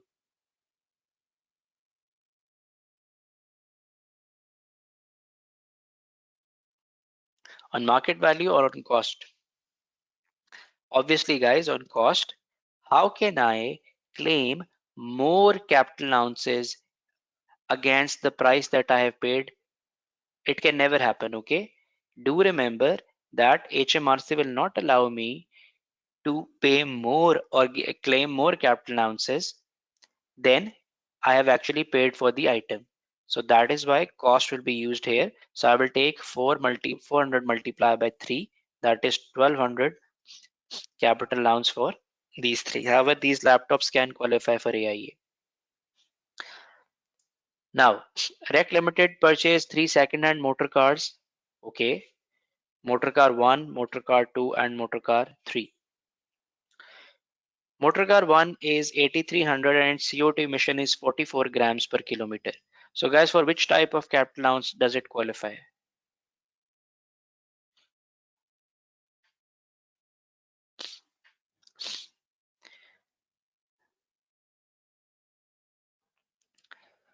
Come on, guys, I'll be needing more answers. All of you who have said FY are wrong. Sophia, you're right.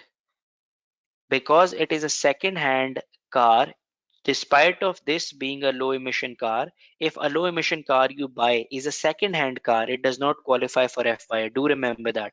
It is a very important point. If you buy a new low emission car, only then it qualifies for FYA. A used low emission car cannot qualify for FYA. It qualifies for WDA 18%. So I was not asking about motor car 2, I was asking about 1. And the rule that I wanted to share here with you is that if the car is used, despite of this being a low emission car, it will qualify for WDA 18%. So the answer here is WDA 18%. Now for motor, let's talk about motor car 2. Motor car 2 is also used. It is for 90 grams per kilometer. So guys, what type of allowance for this? Thank you, Shazad. Main pool WDA 18%. Thank you. For these cars, second hand or new doesn't matter. So you're right. And the last car is for 18800 special ed pool 6%. Thank you. You are right. So the last car is above 110, so it qualifies for WDA 6%. Now, then it's property business income. I guess that relates to this requirement as well because he has said to calculate the trading loss, the property loss, and I guess there was a capital loss as well. So Rec Limited lets a warehouse which is surplus to its requirements. The warehouse was let out from 1st August till 31st October 2022. So August, September, October, 3 months it has been let out at a rent of 1400 per month. The tenant left on 31st October 2020 and the warehouse was not relet before. So I'll open my scratch pad and I'll write there that the rent was 1400 times 3, that is 1400 times 3, 4200. So 4200 is my rent. Now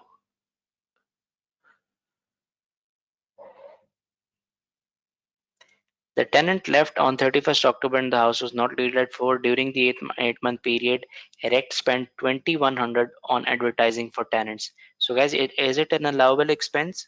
Advertisement expense for tenants? Yes, it is allowed. Thank you. Now, due to a serious flood, REC Limited spent 5,900 on repairing during the January 2021. The damage was not covered by the insurance. So is it allowable? Yes, guys, it is allowable as well. Thank you. Now, so what I'll do is, out of that rent that I have, I'll deduct this 2,100 and 5,900, and surely it will result in loss. On 21st March 2021, REC Limited sold its entire 1% shareholding on Pound 1 ordinary shares in Worthless PLC. Oh, what a name. So we have sold our entire holding for 21,400. That is our proceeds. REC Limited has purchased these shares on 5 August 26,200. So it is a disposal that for which I have bought the shares before December 2017 and I have sold them after December 2017. So I'll be taking indexation here as well. But the shares are sold at a loss. So guys, indexation will increase my loss.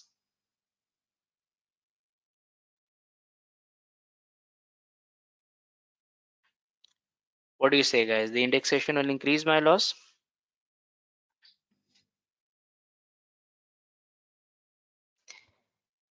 Guys, the answer is no.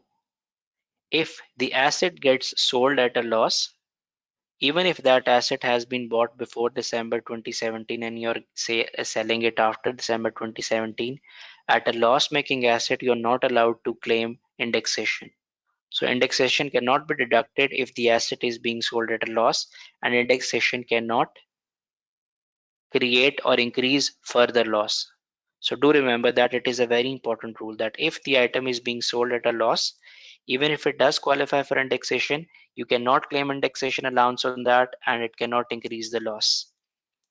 So it is a pretty important rule that you have to remember. Now, other information. RECT does not have any 51% group companies and the indexation factor has been given to us here. However, this indexation factor is just too confused, so I'll cut it off using the strike through. REC Limited will continue to trade for foreseeable future. So guys, let's start working that what is the trading loss, what is the property business loss, and what is the capital loss.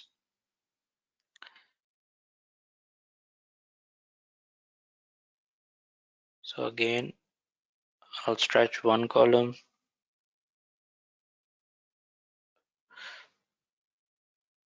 I'll use commas as a format. Now, I'll start with trading loss, and as per question, the trading loss is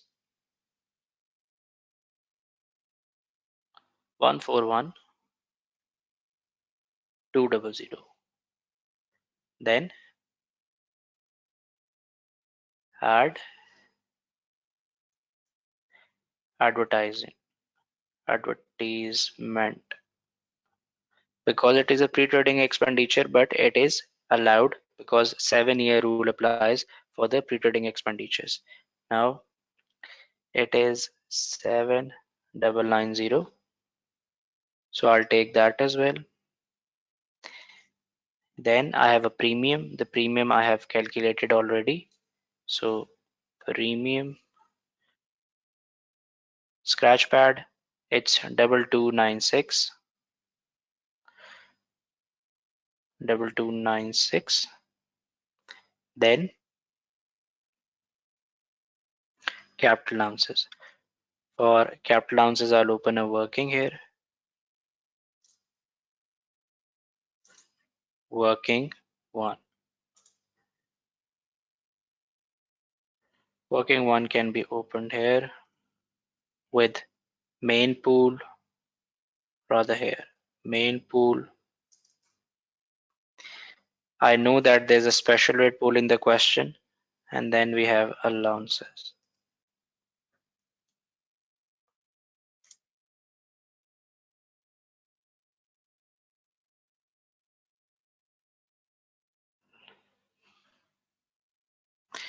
Now,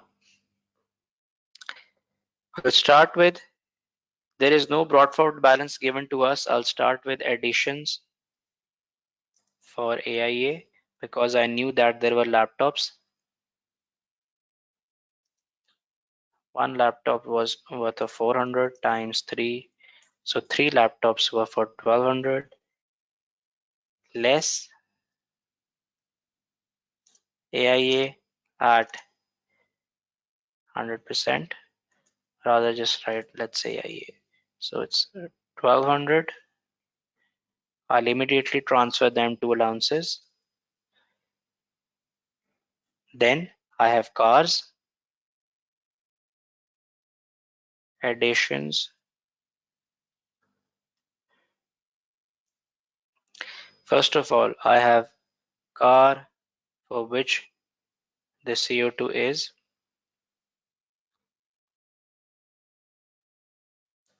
car 40 grams per kilometer. However, I'll write used with that so I can tell examiner why I have not taken it FIA on that 8300. Then there's a second car that have 90 grams per kilometer. Now it will also qualify for main pool 12,300, and then there is a car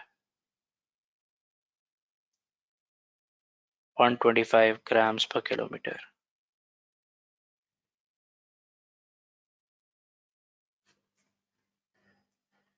For that it will qualify for special rate pool 18,800.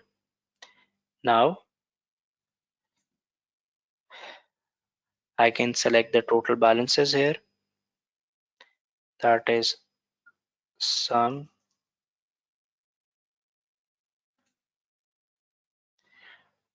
all the figures still here, and I can copy this here. So WDA at 18% slash 6%, and both will be time apportioned as well because we are preparing the accounts for 8 months. So this multiply by 18%,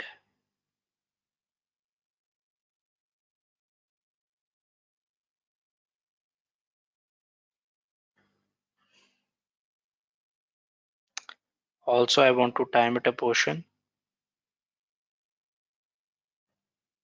so I'll then multiply this by 8 divided by 12, so 2472, and if I put minus in the start of the formula it will convert the figure into negative.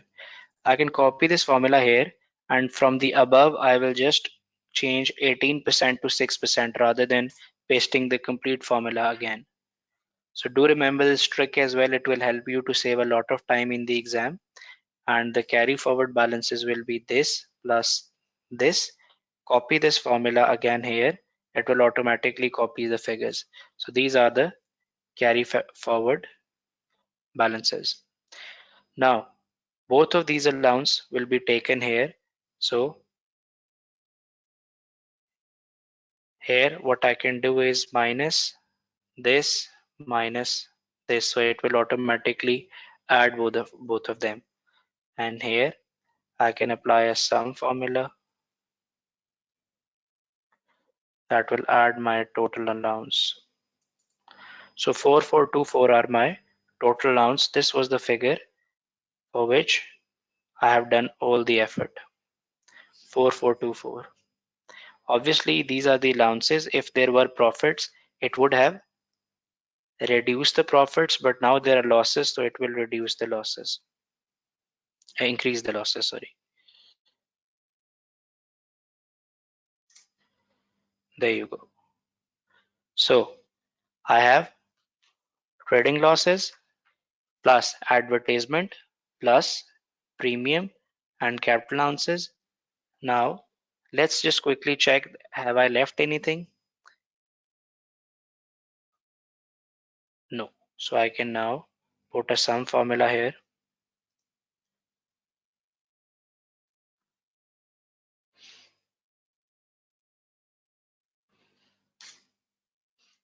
Total loss.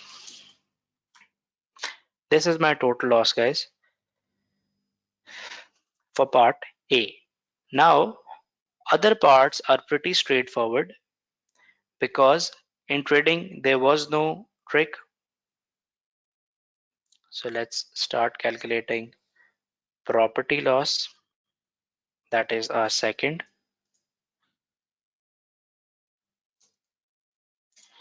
For that, income. Income I have calculated in my scratch pad was 1400 times 3, 4200. So 1400 times 3,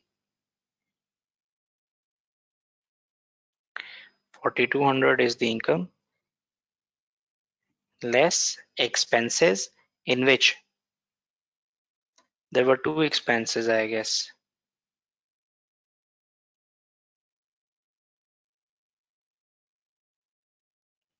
Advertising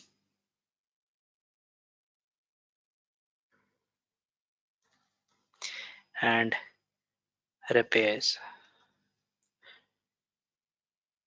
Advertising is 2100 and repairs are 5900. So the loss is some formula. This is loss. 3800 is my property loss, guys. Now I am only left with my capital loss. So let's talk about capital loss.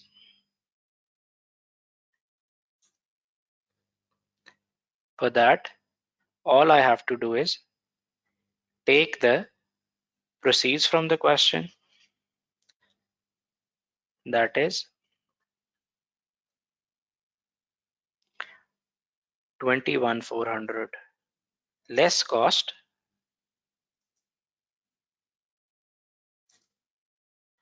that is 26,200, less indexation, and I'll mention examiner that 0, no indexation will be taken, so he knows that I know how to calculate that. So my capital loss is 4,800. In this way, I have computed the losses for all three different requirements. Now, let's talk about the third requirement, in which he has asked me how can I relieve all types of losses.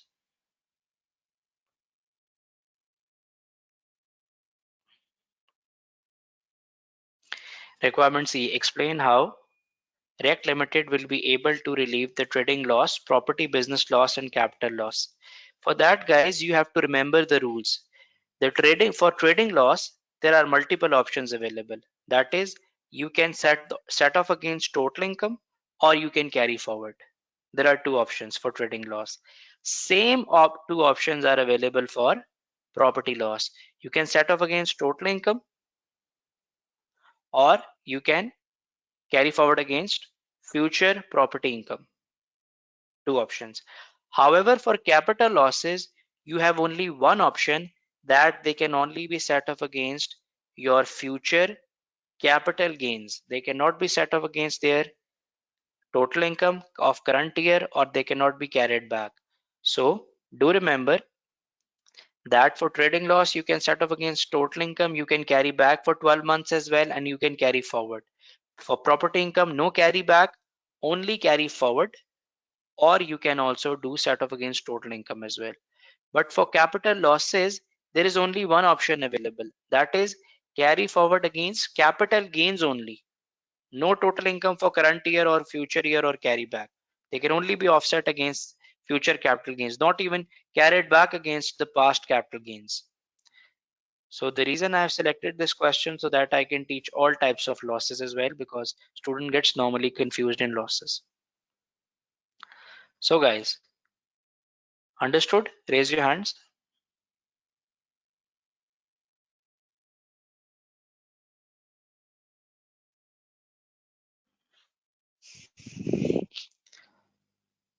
Okay. Any question you can ask in the question section. And the last question that we have is Ash Limited. We'll take a 5-minute break and then we'll continue with the Ash Limited.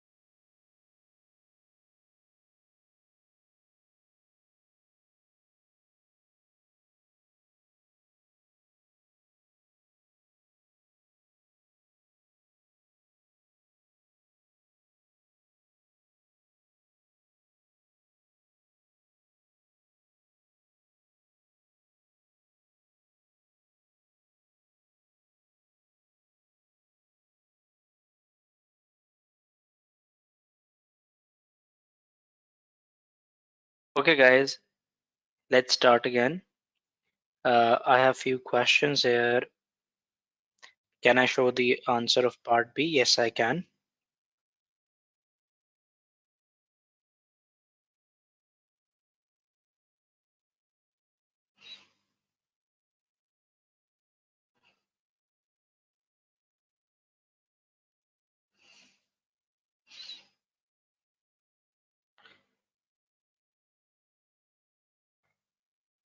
Here you have the answer to part B.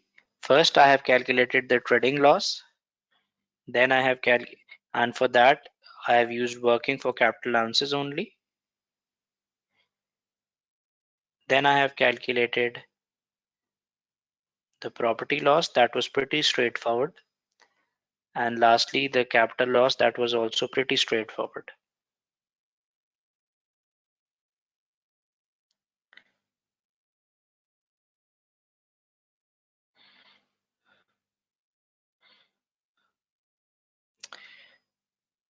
Okay, apart from that,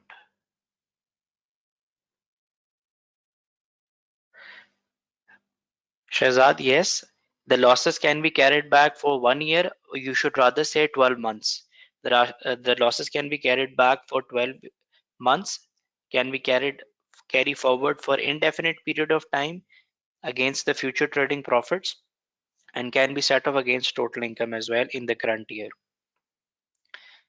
But for property, no carry back option available, only carry forward and set off against total income. For capital gains, no carry back option available, only carry forward, and that too only against chargeable gains, not total income. I hope it clarifies. Okay, guys, let's move to the last question of the day and of the webinar session as well. That is Ash Limited.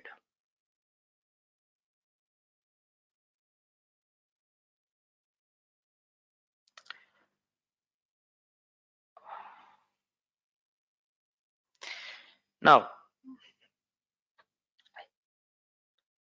let me share the Ash Limited question with you. Hold on for a second, guys. Let me find the file.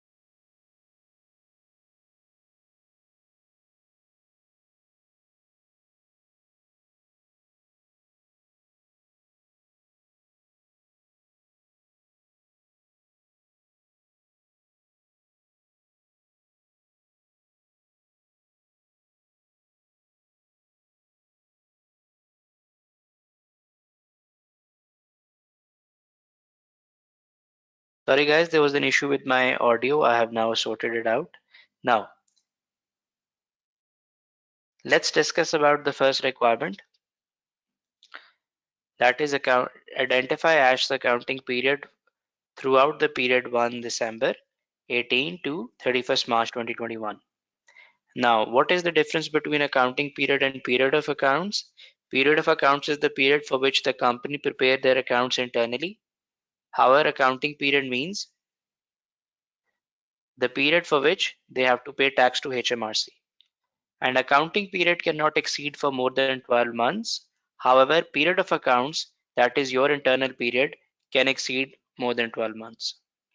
So if you are preparing the accounts for more than 12 months, the accounting period would split into two parts. For example, if I am preparing the accounts for 16 months, the accounting period will be 12 months and 4 months. So this is the rule.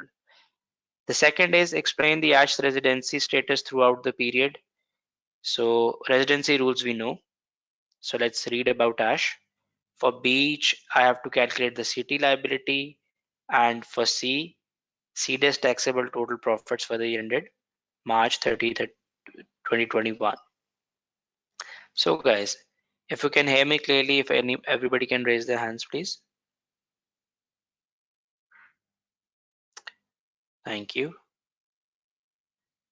Now, let's read the requirement about ASH. ASH Limited was incorporated in UK. So, so that sums it up, guys. If the company is incorporated in the UK, no matter what happens later on, it is resident in the UK on 1st December and immediately opened a non-interest bearing bank account. The company commenced trading on 1st February 2016, preparing its first account for the 14-month period ended 31st March 2020. Now, the company has prepared the accounts for the 14 months in the first period. What will we do? Our accounting period cannot exceed than 12 months. So what we're going to do is we will split the accounting period into two parts. The first can be for 12 months and the second can be for 2 months. That is why the basis period rule does not also apply, because HMRC does not tax the companies on the profits more than 12 months. So here the first accounting period of ASH Limited will be from 1st February, the date on which the company is incorporated, till 31st January, exactly 12 months. And then 2 more months, that is from 1st February till 31st March. So it will be splitted into two accounting periods. So guys, if you have understood the first two requirements, why ASH is resident and the accounting period calculation, please raise your hands.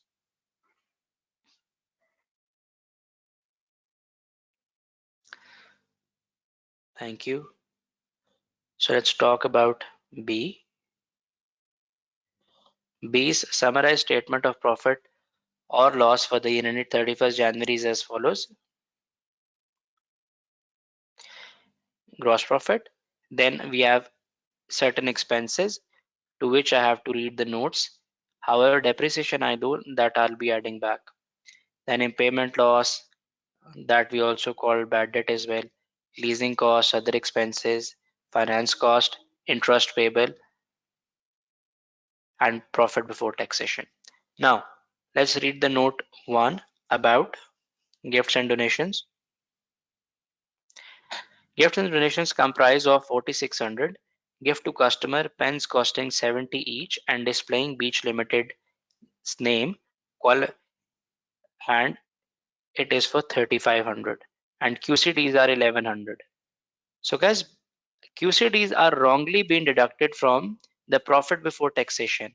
They are rather deducted from the total profits. That is, we have to take the income from other sources and then deduct it, the QCDs from there. The QCDs are not deducted from gross profit. So we will add back the QCDs as well and then deduct them later on.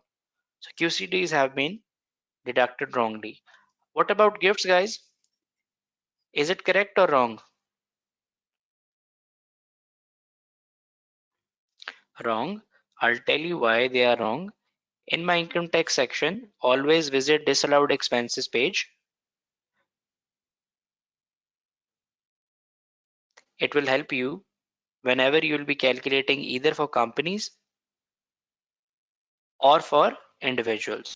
So here I have a complete list of disallowed expenses in which you can find that donations or gifts.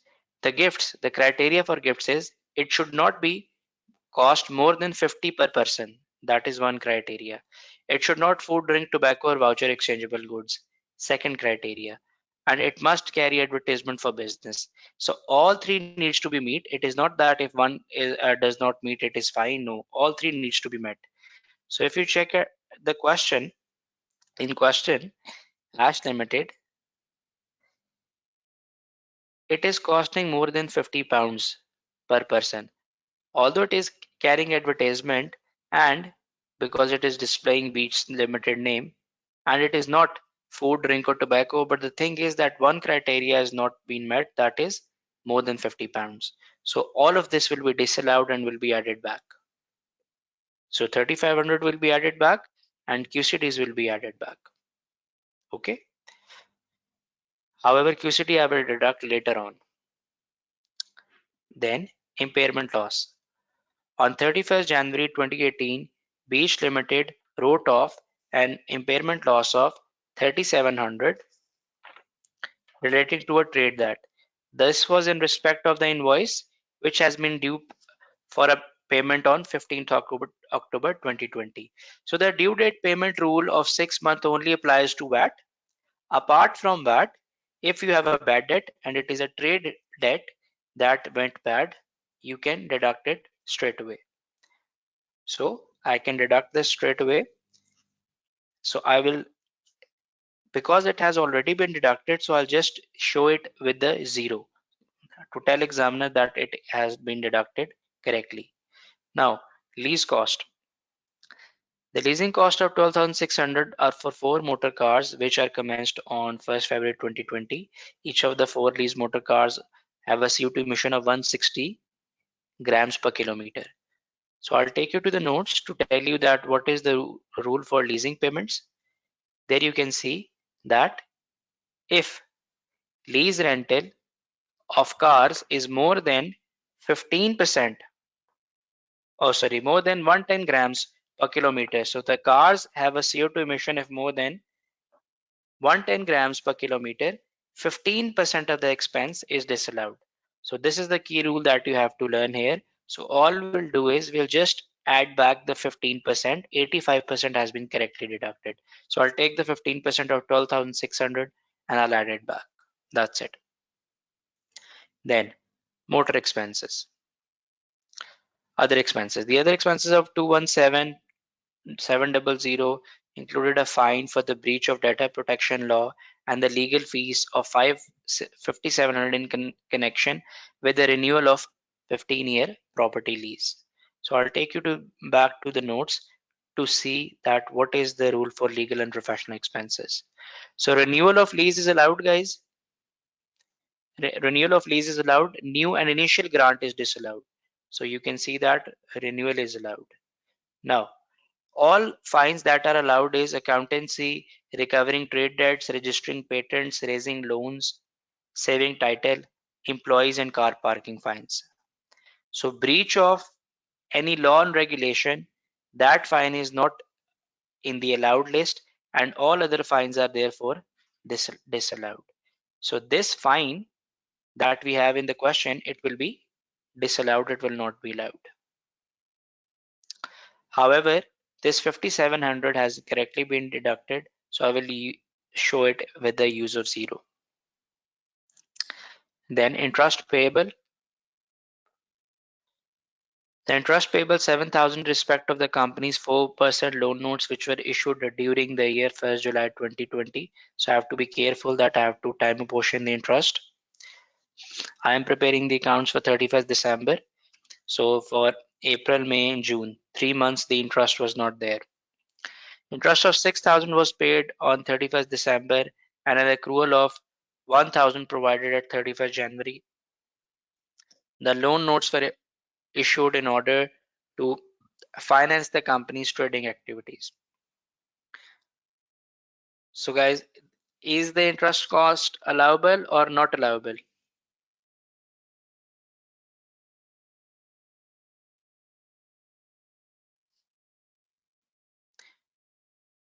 Trust cost allowable, guys?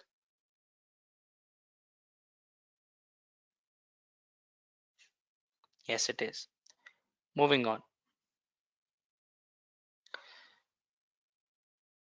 Capital allowances. No capital allowances are available. So that is a relief that I do not have to calculate any capital allowances.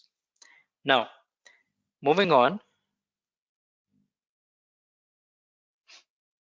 CEDA Limited.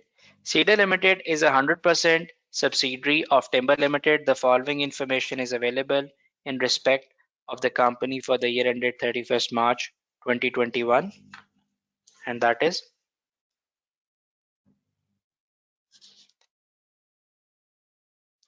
for the year ended 31st March, CEDA Limited made a trading loss of 19,700. Okay, on 28th December 2020, CEDA Limited sold entire building, entire shareholding 25,000 shares in Forest PLC for 6 per share. So he has not told me the proceeds straight away. I have to compute the proceeds myself by multiplying 6 into 20,000 in Forest PLC on 1st July 2010 for 24,800. So guys, these shares were purchased prior to December 2017 and sold after December 2017. So obviously there will be indexation. On July 2010, Forest plc made 144 right issue. Cedar took up its allocation under the right issue in full. So on the same date on which I have purchased the shares, the company has made a right issue as well. Then the indexation factor from July 2010 to December 2017 is 0.244. So it has given me the indexation in the question as well. Now, for the year ended, Timber Limited make trading loss 20,800 and capital loss 8,800. That's fine. There is no possibility of Cedar or Timber Limited offsetting their trading loss against prior year. The group has policy of utilizing the earliest opportunity. That's fine. So guys, now I can start doing the question. So let's open the spreadsheet side by side.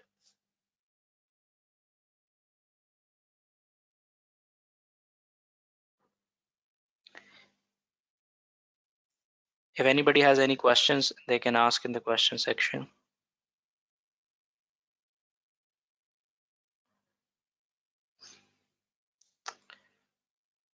Okay guys.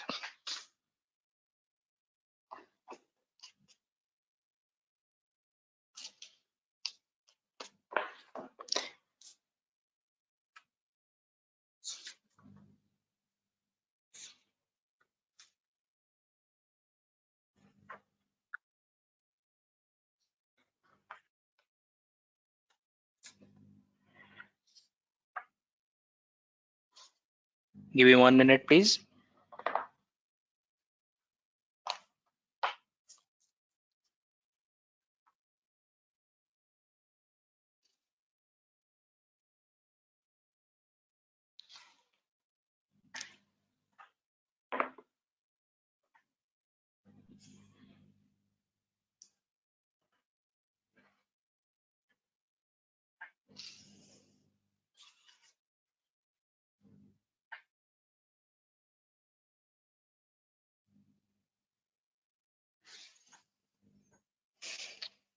Okay guys, let's start.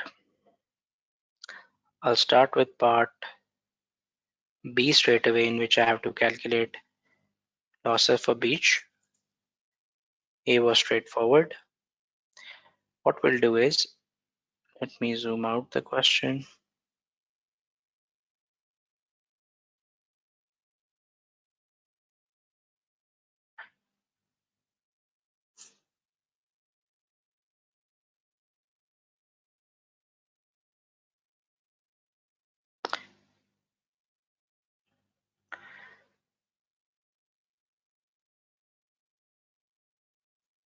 We'll start with the figure of 30500. That is profit before tax.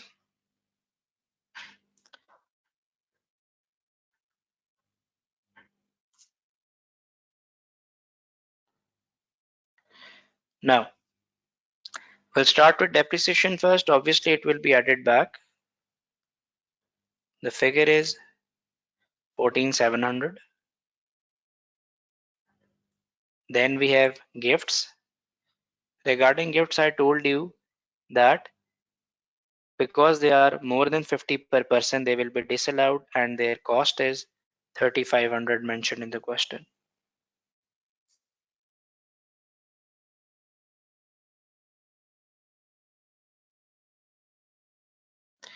Now, the second is QCDs because second were QCDs because they were wrongly deducted from the net profit as well, and they are 1,100. After that, leasing cost. For leasing cost, you know that only 15% of the part is disallowed. So leasing costs, and I will tell examiner that 12,600 times 15% I have taken here, and here I can apply the formula.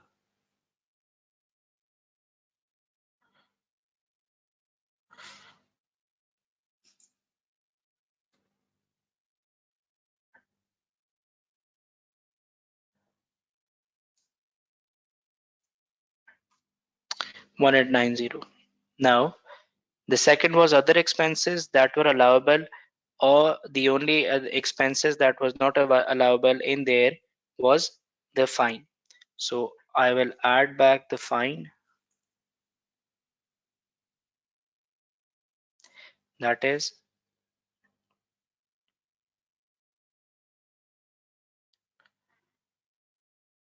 6,400. Now, impairment loss from the question was correct, so I'll show it as a 0. Then leasing cost I adjusted, other expenses were right as well, so I will write them with as a 0 as well. Now, interest payable. So yes, interest payable would have allowed if the company has taken the loan. But the problem here is that the company has not taken the loan, rather the company has issued loan notes. Now, on loan notes, the company has actually paying the interest on the loan notes holder rather than the bank from which they have taken. So guys, you tell me why the loan notes will not be liable.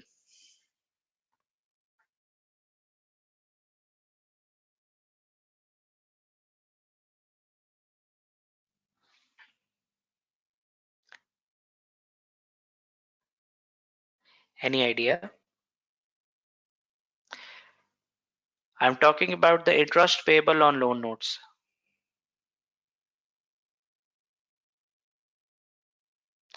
The interest payable on loan notes of 7,000 respect of the company's 4% loan notes issued on 1st July 2020. That I am talking about. That has been deducted. So do I have to make any adjustment in that? Tell me in yes or no. Shall I show it with the use of 0?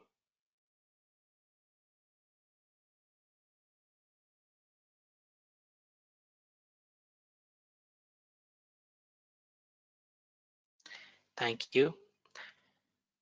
So loan 0.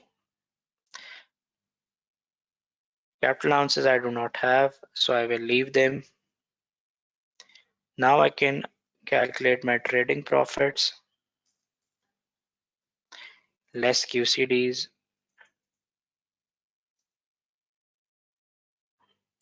and taxable profit.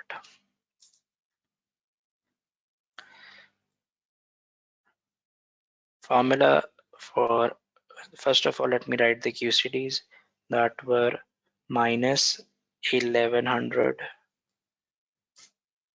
this will be equals to this plus this, and this will be sum of all the figures till here. So guys, is there any figure that we have less? Just start. We have started from here. So interest payable we haven't taken. The other expenses we have adjusted. The leasing cost we have only deducted back the lease part. For impairment loss, it was right, so I've shown it with the use of zero. Gift or donation, I have added back, as well as I've added back the QCDs in that, and I have also added back the gift and donations part, and then depreciation has also been added back. So that's it. These will be our taxable profits.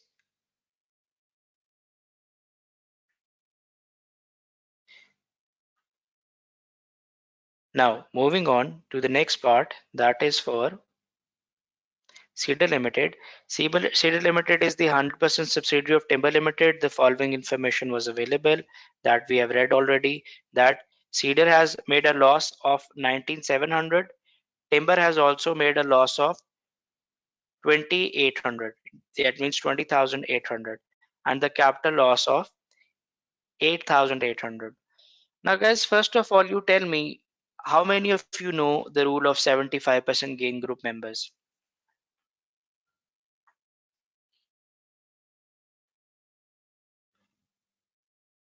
Okay, now what happens in 75% gain group members, if you own a company more than 75% directly, then you are allowed to share all of your capital loss against their capital gains. For example, if the company has made, okay, company A has made a capital loss, but company B has ample amount of capital gains, you can transfer your losses there, and vice versa. You can also, if you have trading losses, you can claim the trading losses of each other, but for that the criteria is that you must own, if there is a direct holding, it should be 75%. If more than direct holding, then it should be if it is an indirect holding, then it should be 75% as well. That is what we call effective holding. Effective holding means that you are not owning the company directly, rather you are owning it through another company. So for loss relief group, effective and direct holding should both be 75%, but for gain group, effective can be 50%. But that is not our issue here, because Timber and Cedar Limited are 100% gain group members.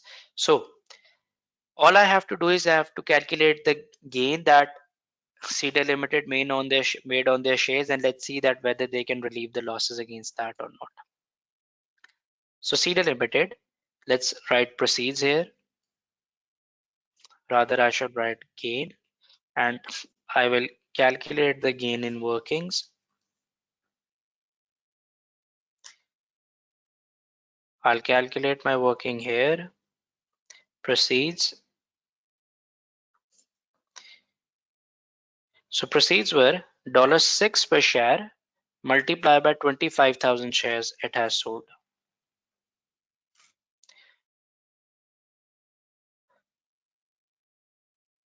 Sorry, 25,000. So 6 into 25,000 shares. Yes.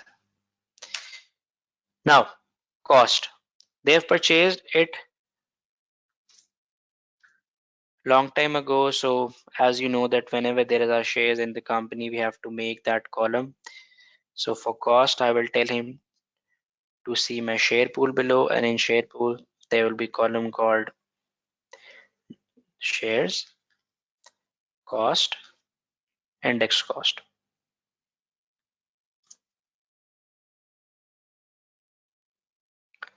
Now, the shares that were bought initially were 20,000, and the cost was, as per the question, 24,800.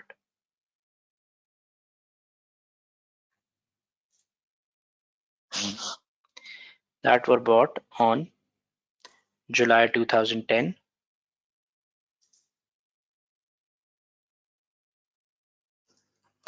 Now right issue has been happened, and the right issue was 1 for 4, which means for every 4 shares you will get 1 share. So for 20,000 shares, they must have got, multiply by 1 divided by 4, or you can simply divide by 4, 5,000 shares. And the value of the right issue was 1.15, so its cost would have been 1.15, 5750. Till here, because the instances happened on this almost same date, July 2010, so no indexation. So index cost will be the same as well. Now, after that, no event happened. So now I have to take the indexation till from the date of right issue till December 2017. And the indexation has been given to me in the question, and that is 0.244. So I will take some of these figures.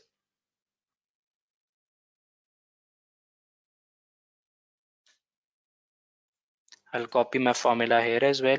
So my indexed cost is this multiplied by 0.244 that was given to me in the question.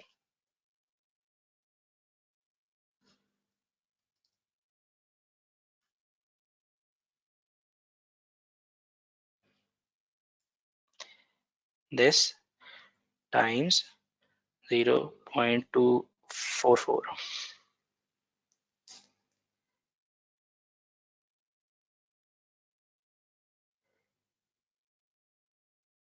Now my total cost will be this plus this, that is 39077. If your answer is bit different due to the rounding off, there is no issue. Now I have to take out the cost of how many shares, because he has sold the entire shareholding, so obviously all of the shares have now been disposed of. So minus 39 or whatever minus this figure, that I can take as my cost as well, and my gain will be this plus this 1110. Here I can write that my gain is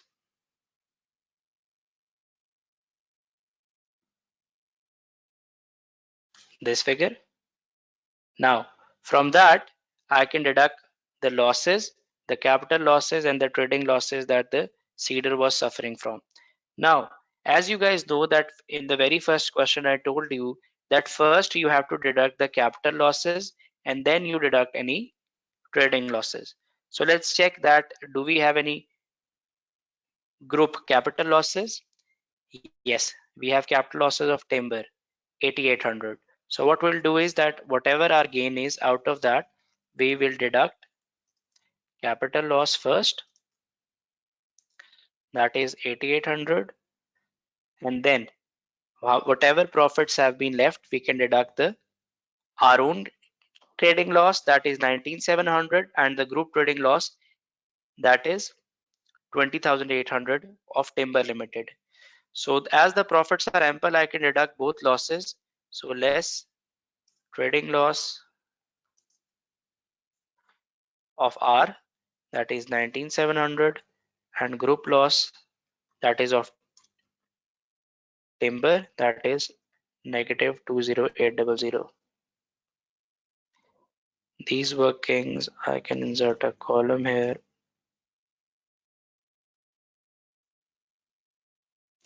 So here I'll put a sum formula. These will be my taxable profits.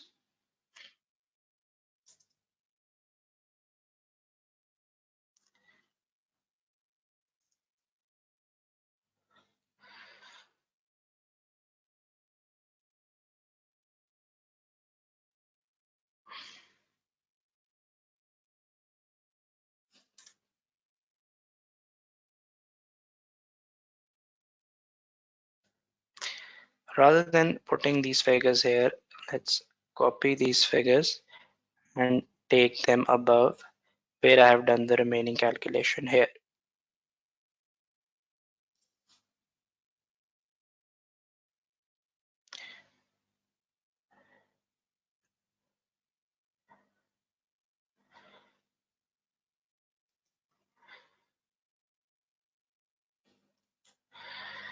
So guys, I'll explain what I have done here.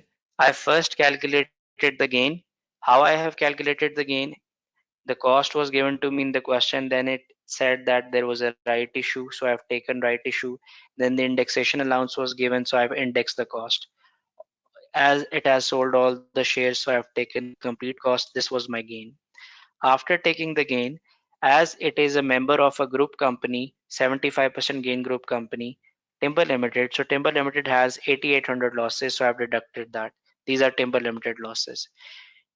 After that, we are left with trading losses. I have suffered being a CD Limited losses as well in the trade, and Timber has trading losses as well. So I have then deducted trading losses of both. So after that, these are the profits that are still left because Cedar has realized a big amount of gain on the sale of shares.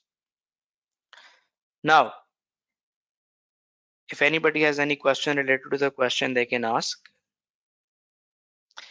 Shazad, no, we will not deduct annual allowance because annual exemption is only available to individuals. It is not available to company.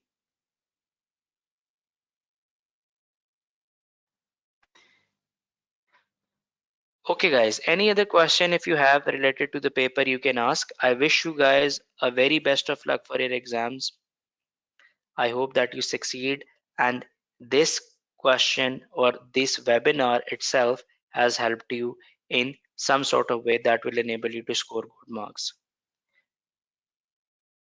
With that, I wish you all the best. Yes, Josefa, if it is a quick question, you can ask here. Otherwise, you can send in the WhatsApp group that we have made. I will answer your question related to that there. Thank you guys for your participation.